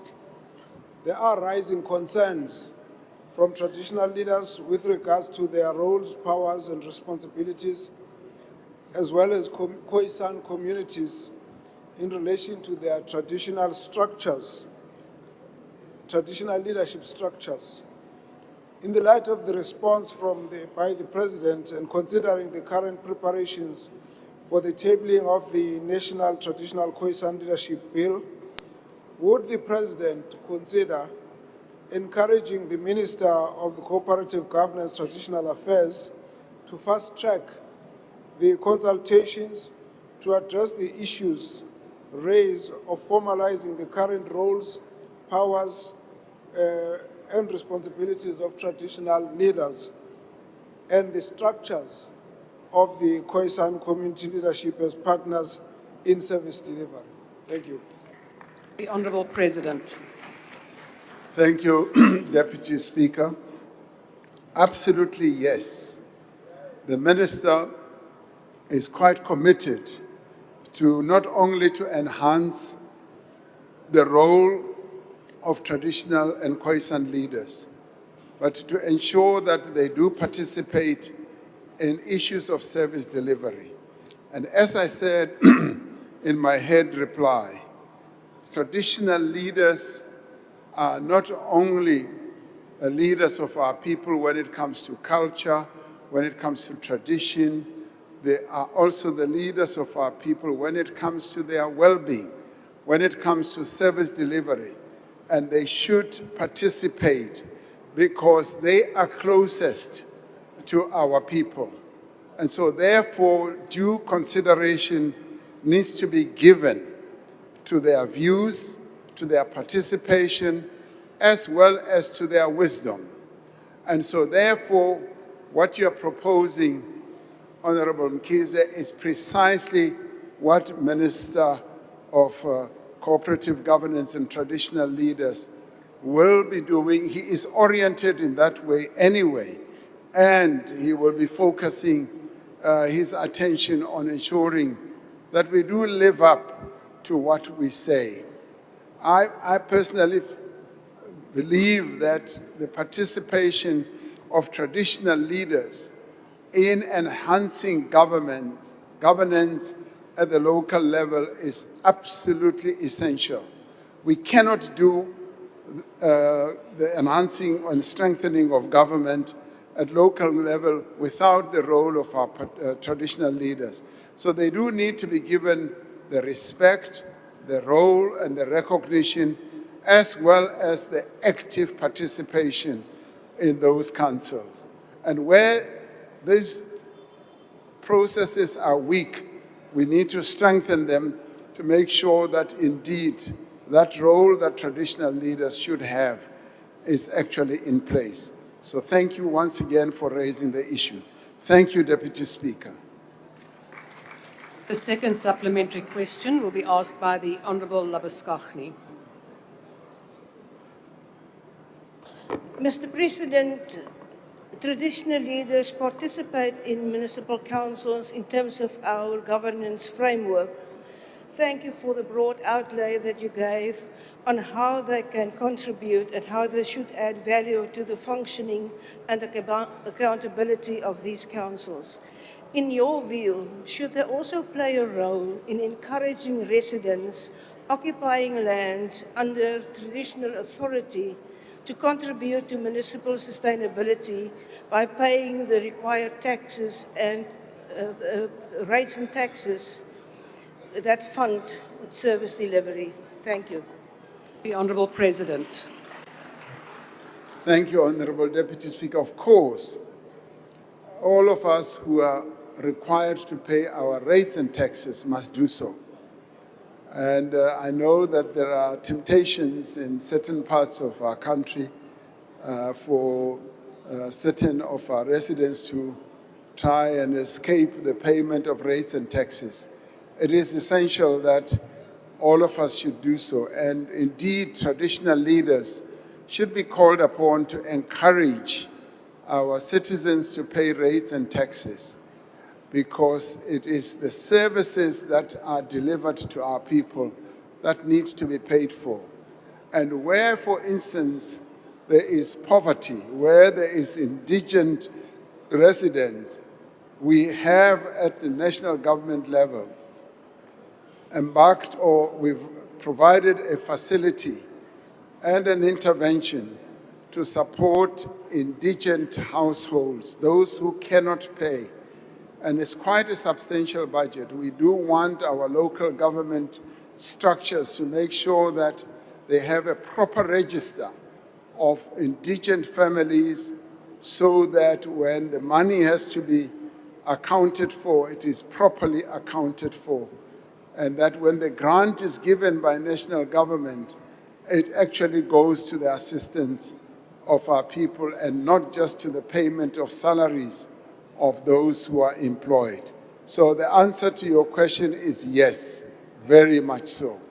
Thank you, Honorable Deputy Speaker. The third supplementary question will be asked by the Honourable Zet Mtetwa. President, this day marks 5 years since the death of the great Zulu king, who topped 50 years of his jubilee on the throne. And posthumously, we would have asked you this question. Given that the constitutional framework after 1994 entrenched Section 25 protection for existing property relations arising from colonial dispossession, while institutions such as the Ingonyama Trust administer millions of hectares of land under the custodianship of Amakosi, why has government vested decisive authority over land use, development, and service delivery in municipalities rather than empowering traditional leaders to make binding decisions over land under their jurisdiction? And will your government now introduce reforms to restore meaningful decisive decision-making powers? Thank you. The Honourable President. I failed to pick up the question. Yes, please. It's the English. The question is, the Constitution does not give Amakosi powers to make decisions in their jurisdiction. Instead, that power is given to local municipalities, but these two institutions are recognized by the Constitution. So will you change the Constitution to allow Amakosi to also make decisions at the municipal level? Mr. President. Well, the constitutional provision is a matter that you as members of parliament should deal with. However, we are currently involved in a fairly intense, not intense, but a very substantial process of discussing with our traditional leaders and their various organizations how we should deal with communal land, the land that resides where they rule. So that is a discussion that is underway. I should say that it's organizations like Contralesa and others who have raised this issue prominently, and we are dealing with it and will find clear solutions in time. So the discussions are ongoing. We will be ensuring that we reach a conclusion. Now, obviously, you compare traditional leaders and local government. Now, when local government is in charge of land that is owned by the government as a whole, land is owned by local government on behalf of government at a local level. Land is owned by provincial on behalf of the government and national on behalf of the government. So they are then able and empowered to deal with, say, the ownership of land and transfer for the benefit of the people as a whole. And whatever transaction they arrive at goes into the people's pot, as it were. It goes into the local government revenue savings. And therefore, we need to look at how we deal then with the issue of communal land. How do we deal with it? In some instances, I should say, there are traditional leaders who have tended to say, this is my land, I will sell it to you, and it's said that some of the money finally does not go into the traditional pot, it goes into another. So those are issues that we need to discuss, and we are actively discussing those issues with our traditional leaders, because there are matters that need to be talked about. There are matters that need to be discussed, so that as we build the nation, we are able to do it to the benefit of all. So, Honorable Deputy Speaker, this matter is being addressed, is being attended to. Thank you. The fourth supplementary question will be asked by the Honourable Van Wyk. House Chair, President, I just want to thank you yet again for deploying the army in Johannesburg, especially El Dorado Park and the surrounding areas, President. Thank you very much. President, while significant progress has been made regarding the Koi and San leadership, especially since 2019, and also used in advancements with the new seventh Parliament in 2024, a lot of challenges also still persist in the recognition process under the Commission of the Koi and San matters. What measures can be put in place, Mr. President, to expedite this process, allocate increased funding to the Commission, and also deploy more support staff to the Commission in order for them to execute their mandate, Mr. President? As nou al baie lank mee grootman. Baie dankie. The Honourable President. Thank you, Honourable Member. You will have heard me say that the Department of Cooperative Governance and Traditional Leaders is involved in quite an intensive process of increasing the capacity of our traditional leaders and those that work with them. And this is aimed at, obviously, enhancing the capacity of the state and strengthening the capacity of the state. So those initiatives that manifest themselves in the holding of workshops, in the holding of mini conferences and all that, are aimed at achieving precisely the objective that you have articulated. We are aware that there is a need to increase the capacity of many who work with our traditional leaders. And you'll be pleased to know that even our younger traditional leaders do themselves participate in some of these initiatives because they see themselves gaining a great deal. And in the end, it will make the whole process of traditional leadership much more effective, and it will also modernize it in more ways than one. So we will be carrying on with that, and I'm glad you have raised it, and Minister of Cooperative Governance and Traditional Leaders has heard that very well as well. Thank you, Honourable Deputy Speaker. The last supplementary question will be asked by the Honourable Mkhize. Thank you very much, Deputy Speaker. Thank you, Mr. President, for your responses. The processing of this national traditional Khoisan leadership bill will be significantly impacted upon by the dynamics around the issues of powers and particularly the issues of the structures, leadership structures on the Khoi and the San communities. Would the President consider issuing a statement to reassure traditional leaders, Khoi and the San communities, of his approach in resolving these matters? Thank you, Mr. President. The Honourable President. The answer is yes. We will work on that, Honorable Dr. Mkhize, with the Minister to give that assurance. Because where there is doubt and where there is uncertainty, we need as government to respond, and we will do so. So the Minister of Kokta is here. We will put together a statement that will go out to our traditional leaders. Thank you very much. Thank you.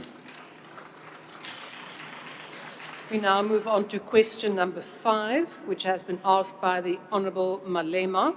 The question is, considering the dire state of public health facilities that are characterized by chronic shortage of health professionals and overcrowding, what A, progress has the government made towards the full implementation of the National Health Insurance, and B, practical interventions he has made to ensure that when the NHI finally gets implemented, the country's health systems will be fully functional? The Honourable President.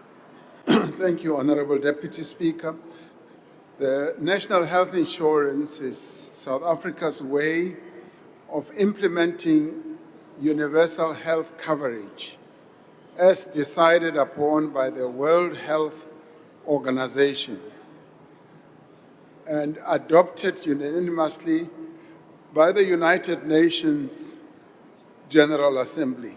It is important to put this across so that those who are opposed to the NHI should know that what we are seeking to do is not just a pipe dream. For our country, it emanates from what the Freedom Charter said, but more importantly now in governance, we have embraced and taken to heart what the WHO and the UN have decided. Since the assent of the National Health Insurance Act, the Department of Health has been busy with a whole range of preparatory work initiatives. This includes procedures for the registration of people who are going to use the NHI and the accreditation framework and the contracting arrangements for healthcare establishments and providers. We are also rolling out the digital systems that are required to trace a patient between different doctors or health centers, and also to provide service providers with knowledge or line of sight, as well as to ensure that this happens whether one is in the public sector or the private sector. Now, the digital systems include a health patient registration system that's directly linked to the Department of Home Affairs Population Register, as well as an electronic medical record that will roll out across more than 3,500 public healthcare facilities over the next 15 months. Practical interventions to improve the quality and accessibility of healthcare include significant investments in infrastructure, including rebuilding of old hospitals and building of some new hospitals, health centers, and clinics. Now, this is taking place alongside measures that we are taking to improve hospital governance as well.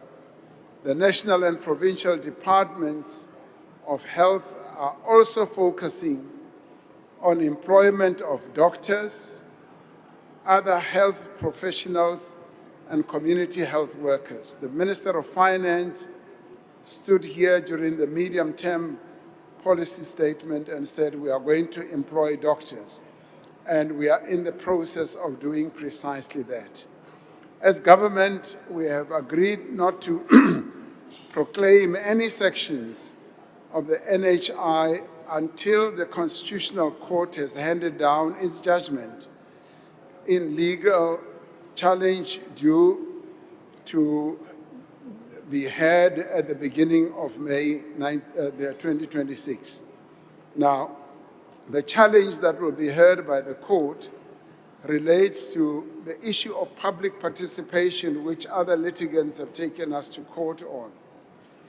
That led to the adoption of the NHI by Parliament.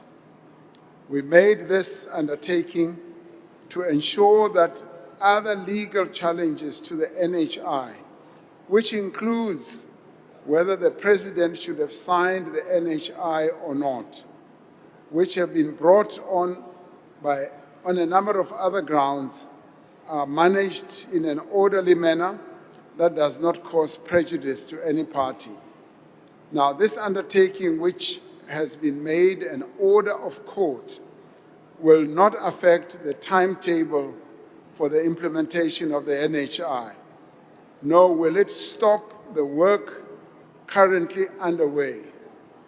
Work has been going on, up to and including improving our infrastructure. Honorable member may want to remember that I said I visited George Mkhari Hospital, and I found really horrible conditions there. And indeed, there are many horrible conditions in many of our hospitals. Now, the work of either building new facilities, revamping those facilities to make them fully ready for the implementation of the NHI are ongoing. And there are a number of initiatives that have to be put in place. The NHI itself aims to establish a single national fund that will allow for the equitable purchasing of health services from the private and public healthcare centers. This will enable the whole population to access all the potential health resources in the country. Now, the changes brought about by the NHI are complex and far-reaching as well, and therefore need to be implemented on a phased basis, and that's precisely what we are doing now. As provided for in the transitional provisions of the Act, these measures need to be undertaken gradually on a phased basis, in a phased manner rather, using a progressive as well as programmatic approach, which is based on the availability, of course, of our financial resources. Now, in the end, we are determined to ensure that every South African has equal access to quality health care regardless of their ability to pay. And this is a commitment that we are not prepared to move away from. I thank you, Honorable Deputy Chairperson. The first supplementary question will be asked by the Honourable Malema. Thank you very much, Deputy Speaker, Dimatsiari President. Otwa. Roto zwavhuḓi ri vhudzisa vhone vhashavhi. Hey, coffee sapa. Nṋe ndi tshi vhona vhashavhi ndi tou pfa ndo takala nga maanḓa. Ndi haya. Nda. President, with all those complications of the NHI, the EFF once put a bill here in 2018 that let's open clinics for 24 hours. And unfortunately, the ANC rejected that. Our people cannot wait for postponement of the implementation of the NHI because they are sick now. They are not going to be sick in 2030. So we must be seen to be doing something now. Our people want clinics and health facilities that are in good condition. not a bread per house. Huh? People, instead of implementing what is going to change the lives of our people, they are buying them with bread and not implementing what is going to change the lives of our people. Now that, President, you have been exposed to this, and especially George Mukari and many other facilities, Chelizini and everywhere else, are you going to support a proposal of the EFF that says, let the clinics be opened 24 hours, let the clinics be serviced and renovated and improved while we're still working on this long term? You just said to yourself, it is in phases, it's complex, it's difficult. Worse, it has been taken to court. They can't take us to court for upgrading our own facilities. Some of them are there. So let's work on them now and make sure we improve the conditions and stop giving people bread in exchange for vote, but give them what will change their lives for better. Thanks very much. The Honourable President. Thank you, Honorable Deputy Speaker. Honorable Malema, you'll be pleased to know, maybe for the very first time, that I agree with you. Ke a dumelana le wena. Now, I think it's really ideal, and what you're articulating is what I've come across as I go around the country, particularly in the deep rural areas. People say, we would like the clinics to remain open and on a 24-hour basis, because when our people are sick, where do they run to? They have to go to big cities and all that.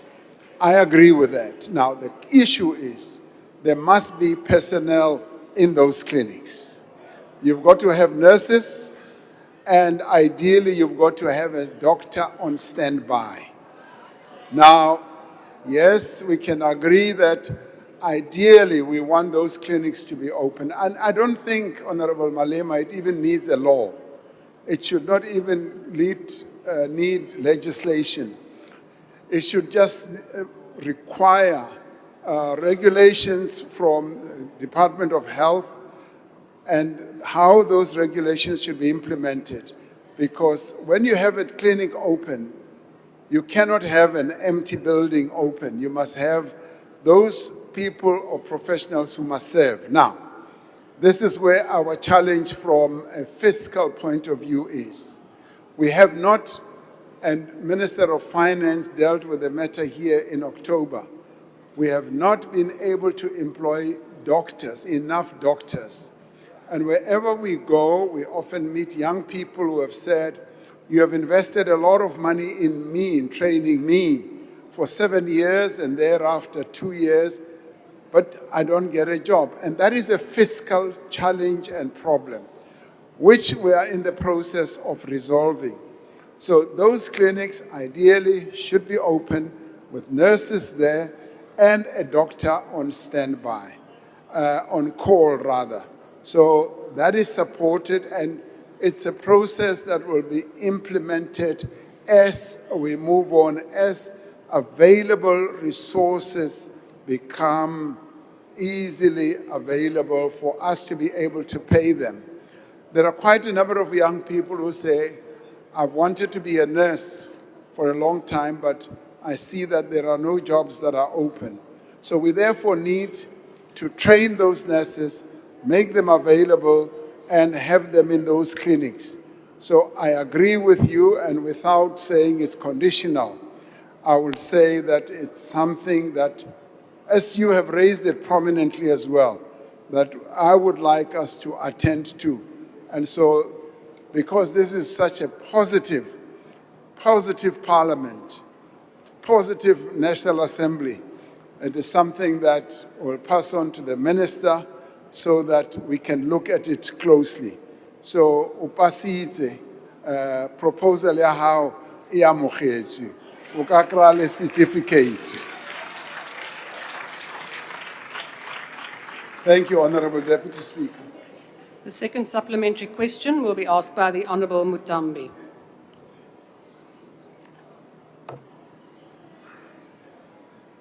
Golibuwa mutusa mubonisi wa putano lino Dimasiari, President. Masiari abuti. You have rightfully noted that NHI is South Africa's vehicle for universal health coverage, ensuring that our people no longer suffer the catastrophic healthcare expenditure that normally sinks our families because of the huge cost. You also highlighted that a significant majority of specialists in our hospital are only currently saving a fraction of the people, especially in the private sector. Given these stark disparities, Mr. President, could you further profile for the nation in this House the transformative benefits the NHI Fund will bring to bridge this gap, such that to an extent that a sick child in a rural, underserved Honourable village Member. like Your time has Hamudimeli expired. can also have access to good quality health care? Yes. The Honourable President.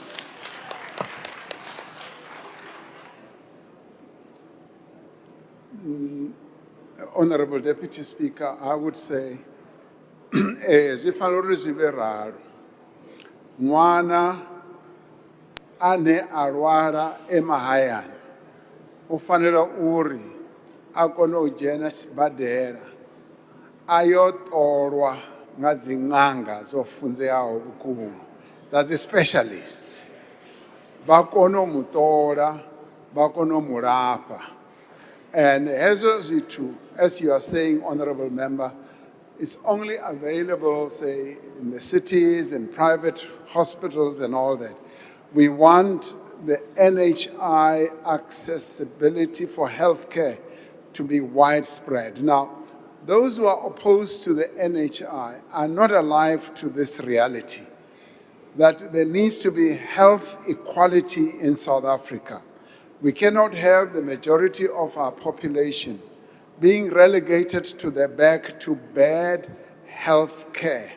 We want all South Africans to have access to the best health care that the country can give. Now, you see, there's the other element to it. The government pays a lot of money training our doctors, training our specialists.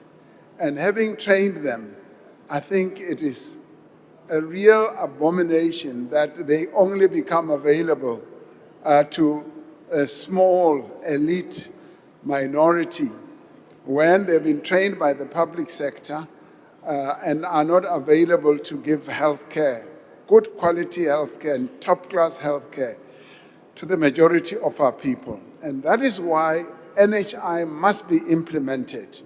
Our people must be able to walk into any health facility and require that they should be treated, yes, at no cost to themselves, because that is what we have committed to our people, and the Freedom Charter taught us that. And that is where we are going. Whether it is opposed or not, we will get to that objective of having health care available to our people as a whole. Thank you, Honorable Deputy Speaker. The third supplementary question will be asked by the Honourable Leroux. Thank you, Deputy Speaker. Mr. President, given the High Court's order suspending the implementation of national health insurance, and in the light of recent arrests of 3 of the Department of Health's most senior officials for alleged corruption, fraud, and theft, we need concrete interventions to safeguard the NHI fund from the rampant corruption that has already plagued the public health sector. While we welcome the suspension of the Director General, the Chief Financial Officer, and the Deputy Director General, South Africans want accountability, not just suspensions. Will the President urgently refer the governance and financial controls of the Department of Health, particularly those that will be in future linked to the NHI fund, to the Special Investigating Unit for a full investigation? Thank you. The Honourable President. Yes, we have taken action against those who are implicated, and obviously you would like that they should not just be suspended. There have been allegations have been made against them, and they have been arrested and charged, so we have suspended them. We now need to go through a process as required by our laws, as required by our regulations, to process those allegations through disciplinary processes so that there's fairness and equity, and thereafter a clear decision will be taken. So I have suspended the Director General, and the other officials have been dealt with by the Minister. So in the end, we do want to ensure that there is accountability by all officials and all people who will be dealing with the various aspects of implementation of the national health care. And this is precisely what we are exemplifying. We are saying accountability has to be the order of the day. If you are found to have done wrong, you must be put aside, you must be suspended, you must even be dismissed. Because what we are now saying is that if you are required to do a certain piece of work and you don't do it, you don't deserve to be there. So we will remove you, we will suspend you, and we will deal with you. That is an approach that we are not going to turn back on, and we are proceeding in that direction. And of course, as you deal with major processes like the NHI, there will be challenges that we will come across. Now, if the system is well structured and the processes need to be executed, if the people who are supposed to do so are not good, you get rid of them and you put people who will work according to the system and make sure that they implement processes that should be implemented. That's how we are going to approach the work that needs to be done in the National Health Insurance. Thank you, Deputy Speaker. The fourth supplementary question will be asked by the Honourable Boshoff. Thank you, Honourable Chair, Honourable Deputy Speaker, and Honourable President. I ask this on behalf of my colleague van Staden. Mr. President, it is a fact that South Africa's public health facilities are in a poor state, some more than others. Particular concern is due to the institutions that have been earmarked as national health insurance pilot sites. One such example is the Chiledzini Regional Hospital in Thohoyandou, which was designated as an NHI pilot project. At one stage, however, this hospital was investigated by the South African Human Rights Commission for alleged human rights violations. The investigation is reportedly still ongoing, despite the hospital having been announced as an NHI pilot site. Can the President inform this House what criteria are used to designate the hospital as an NHI pilot project, particularly in a case where the hospital, at the time of announcement, due to significant operational challenges, did not operate as a fully functional facility? The Honourable President. Now, those sites that had been set aside for NHI, if you like, practice run, are centers, and there have been a number of them. A number of them have been very successful, and regrettably, there was the one that you spoke about where the Human Rights Commission found a number of challenges.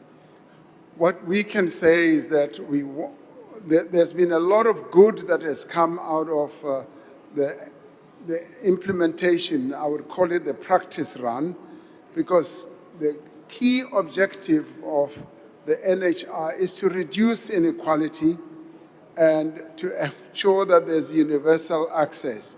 Now, those that we have run a practice on have shown the efficacy of the national health system that will be introduced, as we will introduce it gradually.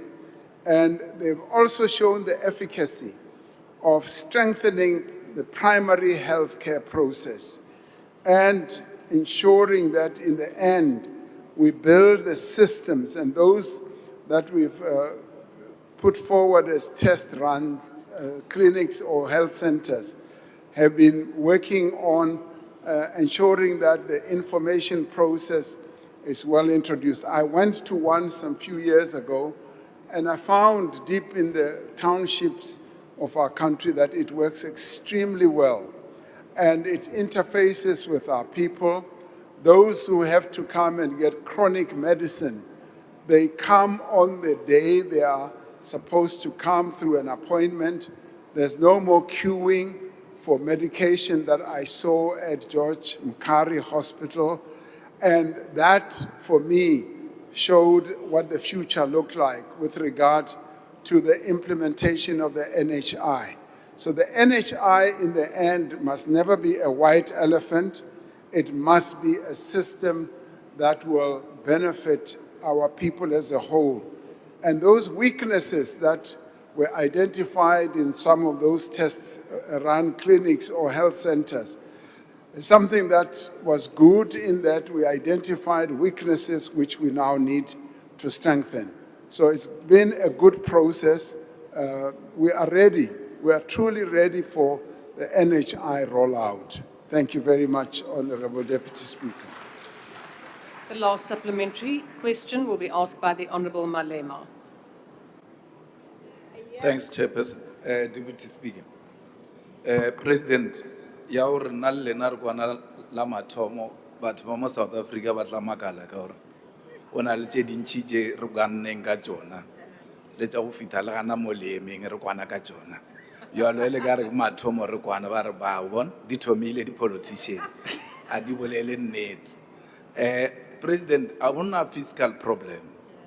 Auditor General of South Africa says 406 billion is being spent on corruption and irregular spending. If you redirect that money, you give us the best health facilities. There is no shortage of human capital. Bana ba bo rena ba tletse di strata, di doctor di a matcha, ba apere di gown ba ra bana mebereko. And therefore, ever rena le fiscal problem ya ba patel. Eba ka mokgomo because chelete shi e gona. We need to stop corruption and redirect this money and invest in our proper public health system. So Thank one you, of the things we Honourable have put Malema. forward Your is the time has bill expired. on insourcing to deal with this problem. I hope the President will support us to pass a bill on insourcing of all government workers who are temporary workers. Thank Honourable you. Malema. Honourable President. Thank you, Honorable Malema. You know, I spoke about the problem of outsourcing. And when I heard you speak about it, I said, oh, Malema is agreeing with me now.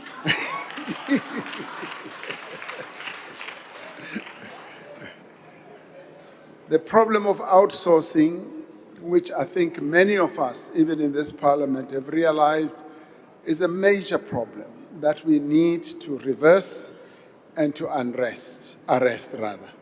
We've tended to, and arrest I think, we have tended to outsource so many functions that should belong in the hospital, functions that should belong in the department. I've even asked Minister of Health, Minister Akumput, if we have to buy tablets, Panado, why do we need to go to someone else? Or ailor regular Panado. When we know who makes Panado, that firm or entity must provide us with Panado. And if we have to do a tender or a procurement process, we can do it directly. And the minister answered and said, this is complex and all that. And I'd like to say that we need to outsource what government cannot do itself. Many functions we can do ourselves and cheaply and cost effectively. That is precisely what we now need to do. Now I have said, I've declared war on outsourcing. Let us insource as much as we possibly can in government. And you know the benefit of that is that it increases the capacity of government.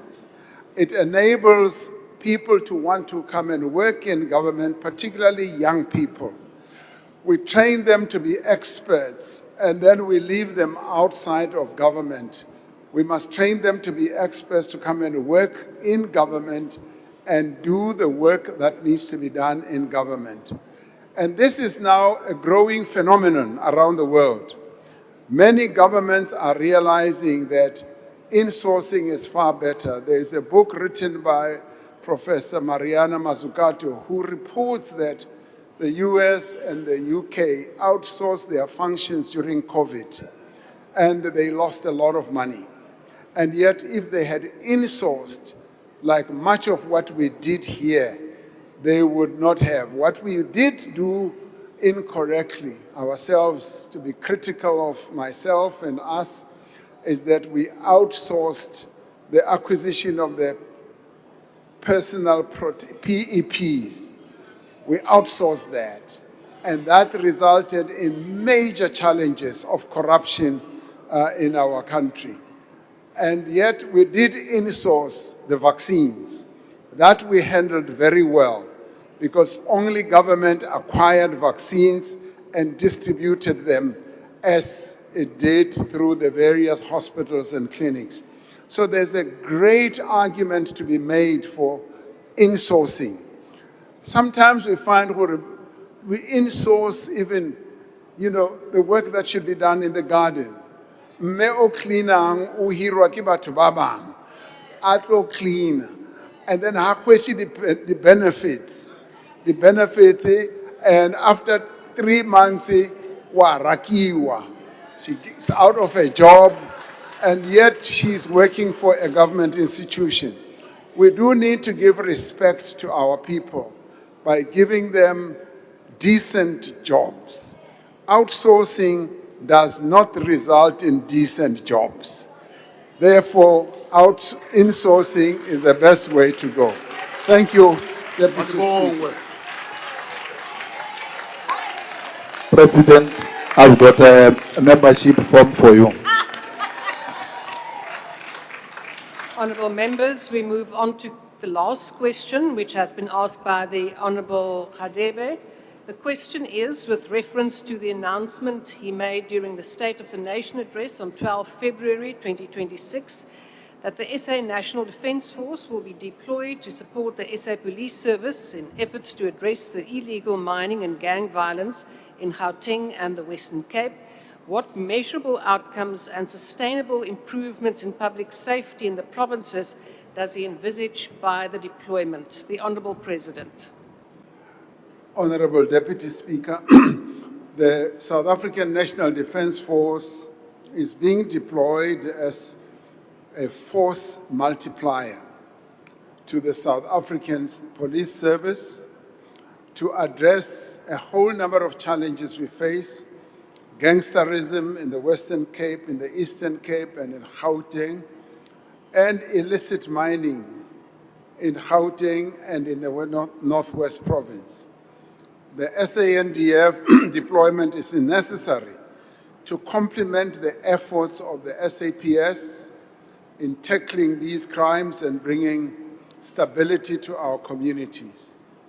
So the Army will be deployed in support of the police, operating under police command with clear rules of engagement and for specific time-limited objectives. Now, the Army may, for example, be called by the police to provide protection in high-risk areas or operations, or to support cordon and search operations, roadblocks against armed criminals. Soldiers may also be used to secure critical infrastructure so that it can free the police to focus on investigations. Now, some have suggested that by deploying the police, it means that the police have failed. That is not the case. We are actually getting the police and the army to work together to handle the challenges that our people are facing now. The deployment of the army will take place alongside other measures, such as strengthening anti-gang units and also illegal mining task teams. The police will also be working with the National Prosecuting Authority to multidisciplinary tasks to target the leadership, the finance and arms of those who are getting involved in all these criminal acts and networks.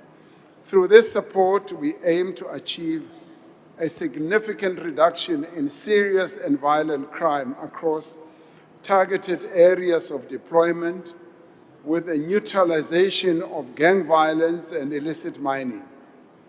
And that process is being implemented on a gradual basis as the Defense Force deploys in a number of areas. We've already seen how the Defense Force has been well welcomed in various areas where they are. Where they become present, there is stability, and obviously we want to instill that stability and rid our areas of criminality on a permanent basis. So we've deployed them for a specific time frame, and we will be able to determine precisely how long we should extend if the extension is necessary.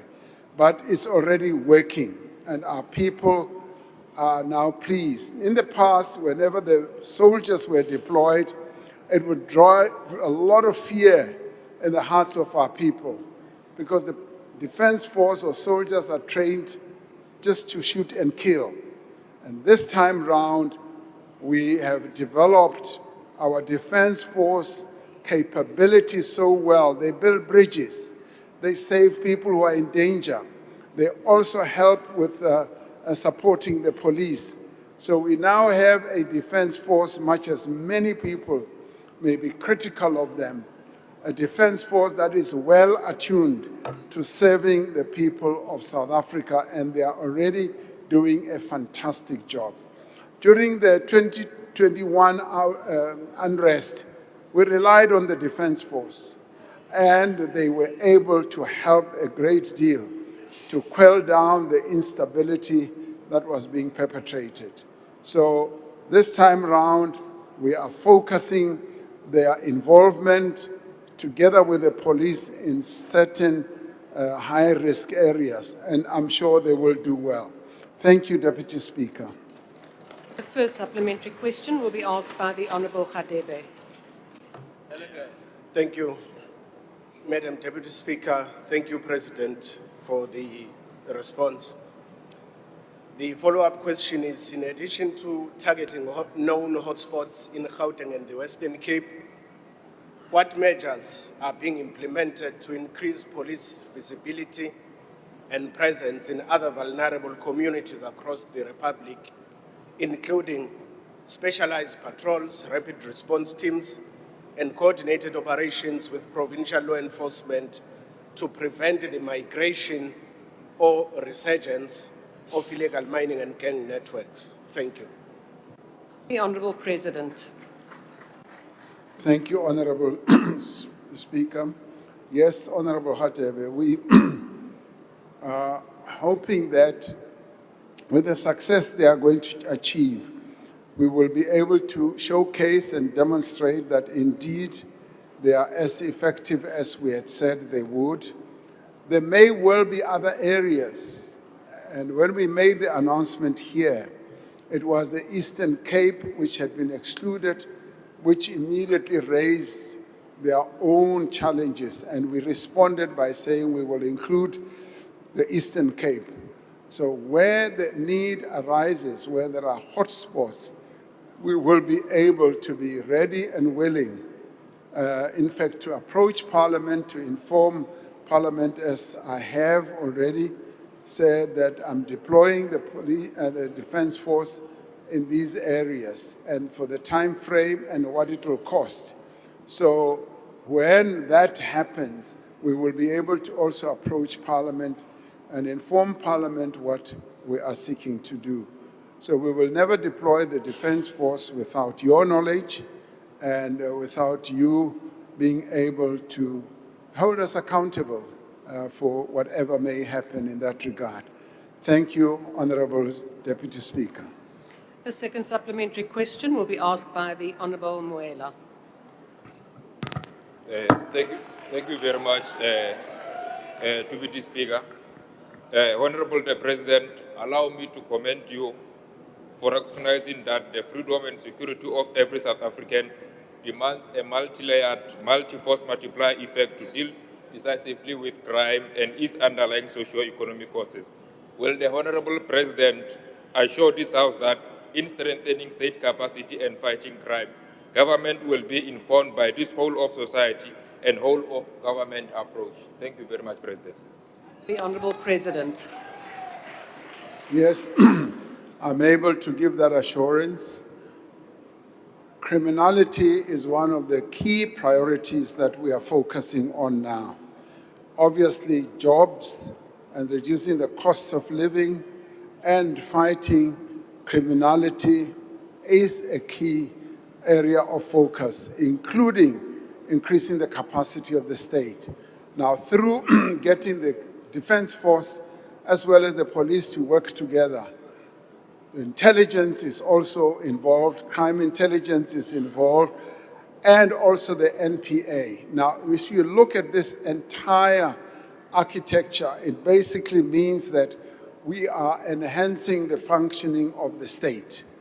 We are enhancing the capability of the state by getting all these entities that ordinarily would not easily work together.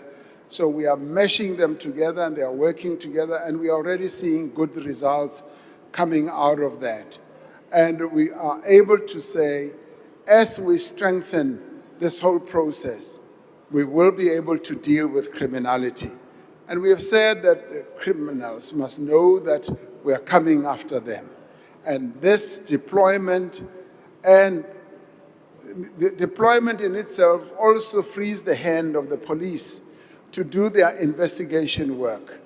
It frees the hand of criminal justice, criminal intelligence rather, to do its work.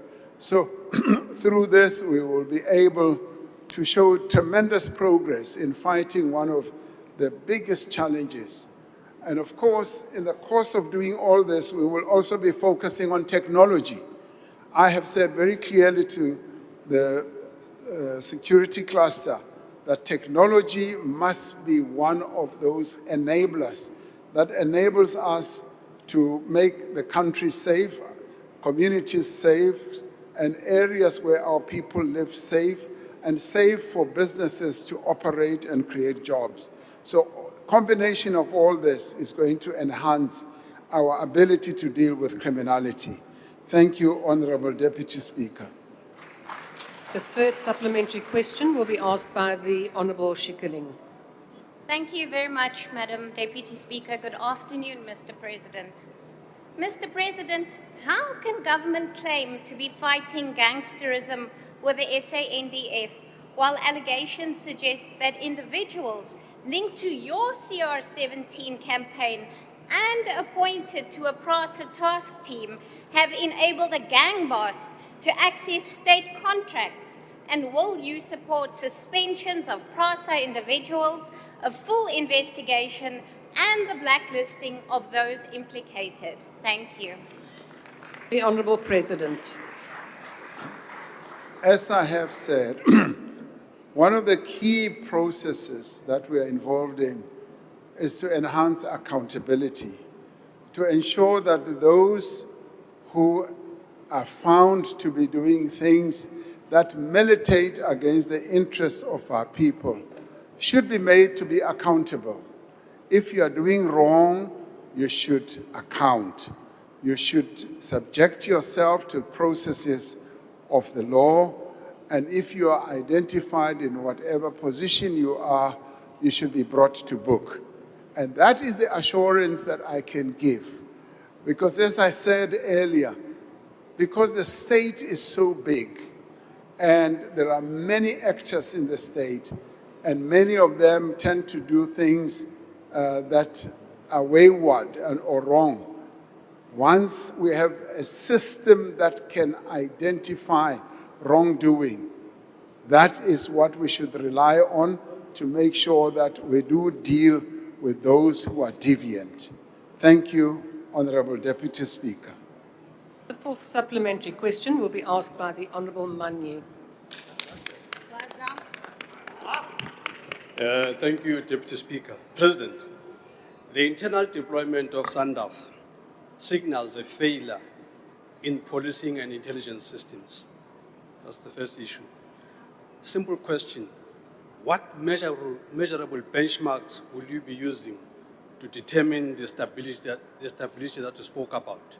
What are those measurable benchmarks? Will it be the arrest of the illegal mining kingpins? Will it be the dismantling of syndicates?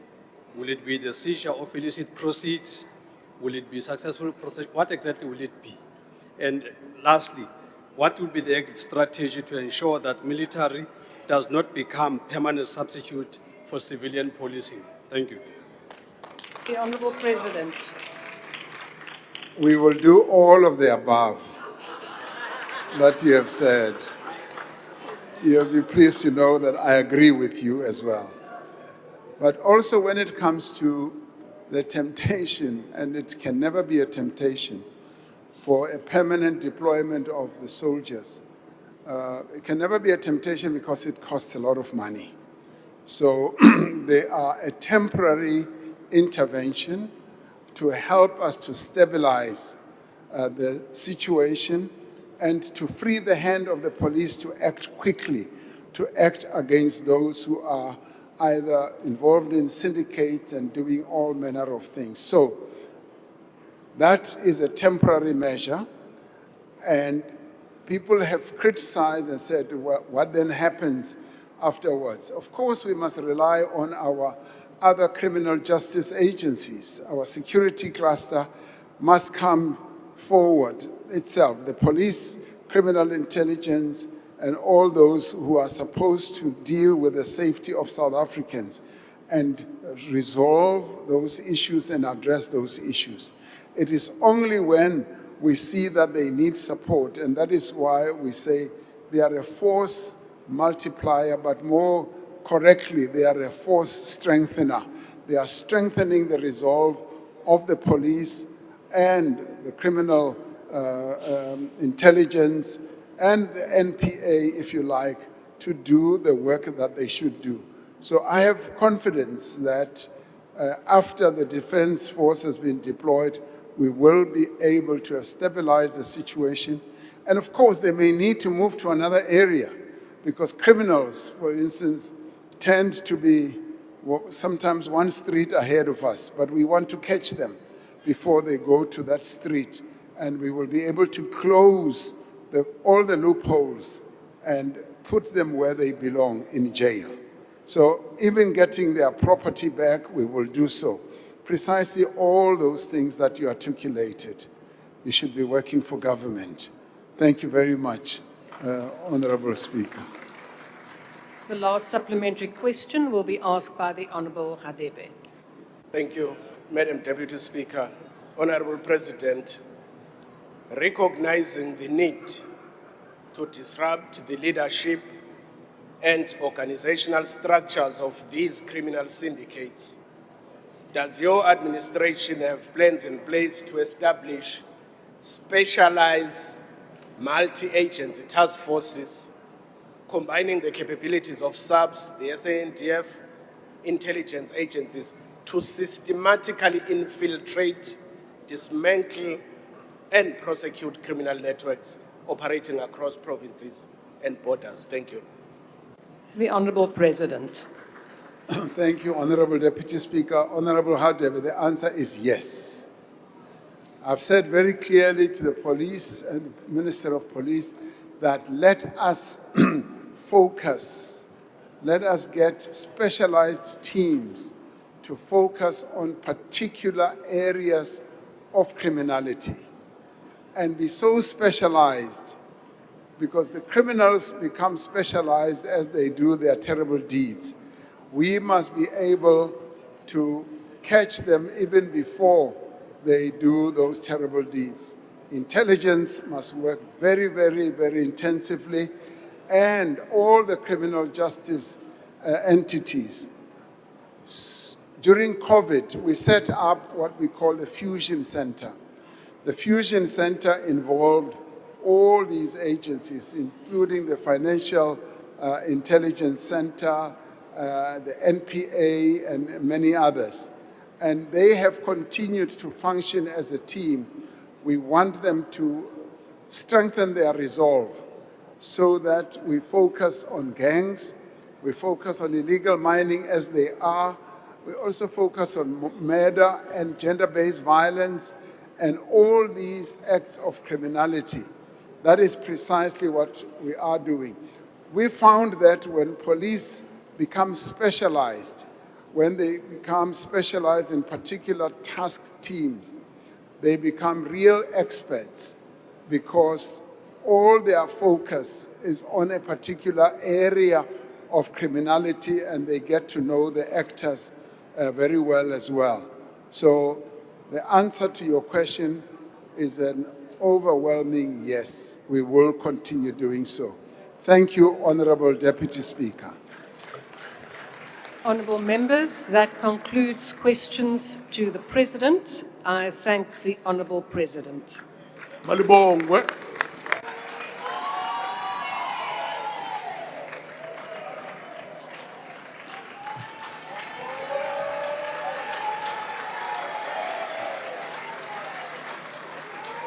Order, honourable members.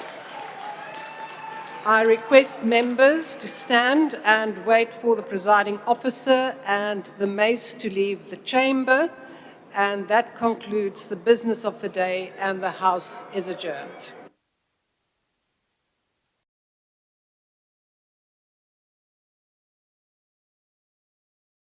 Diabulela, President. One love, one family. One love, one family. 40 24-hour clinics for our clinics.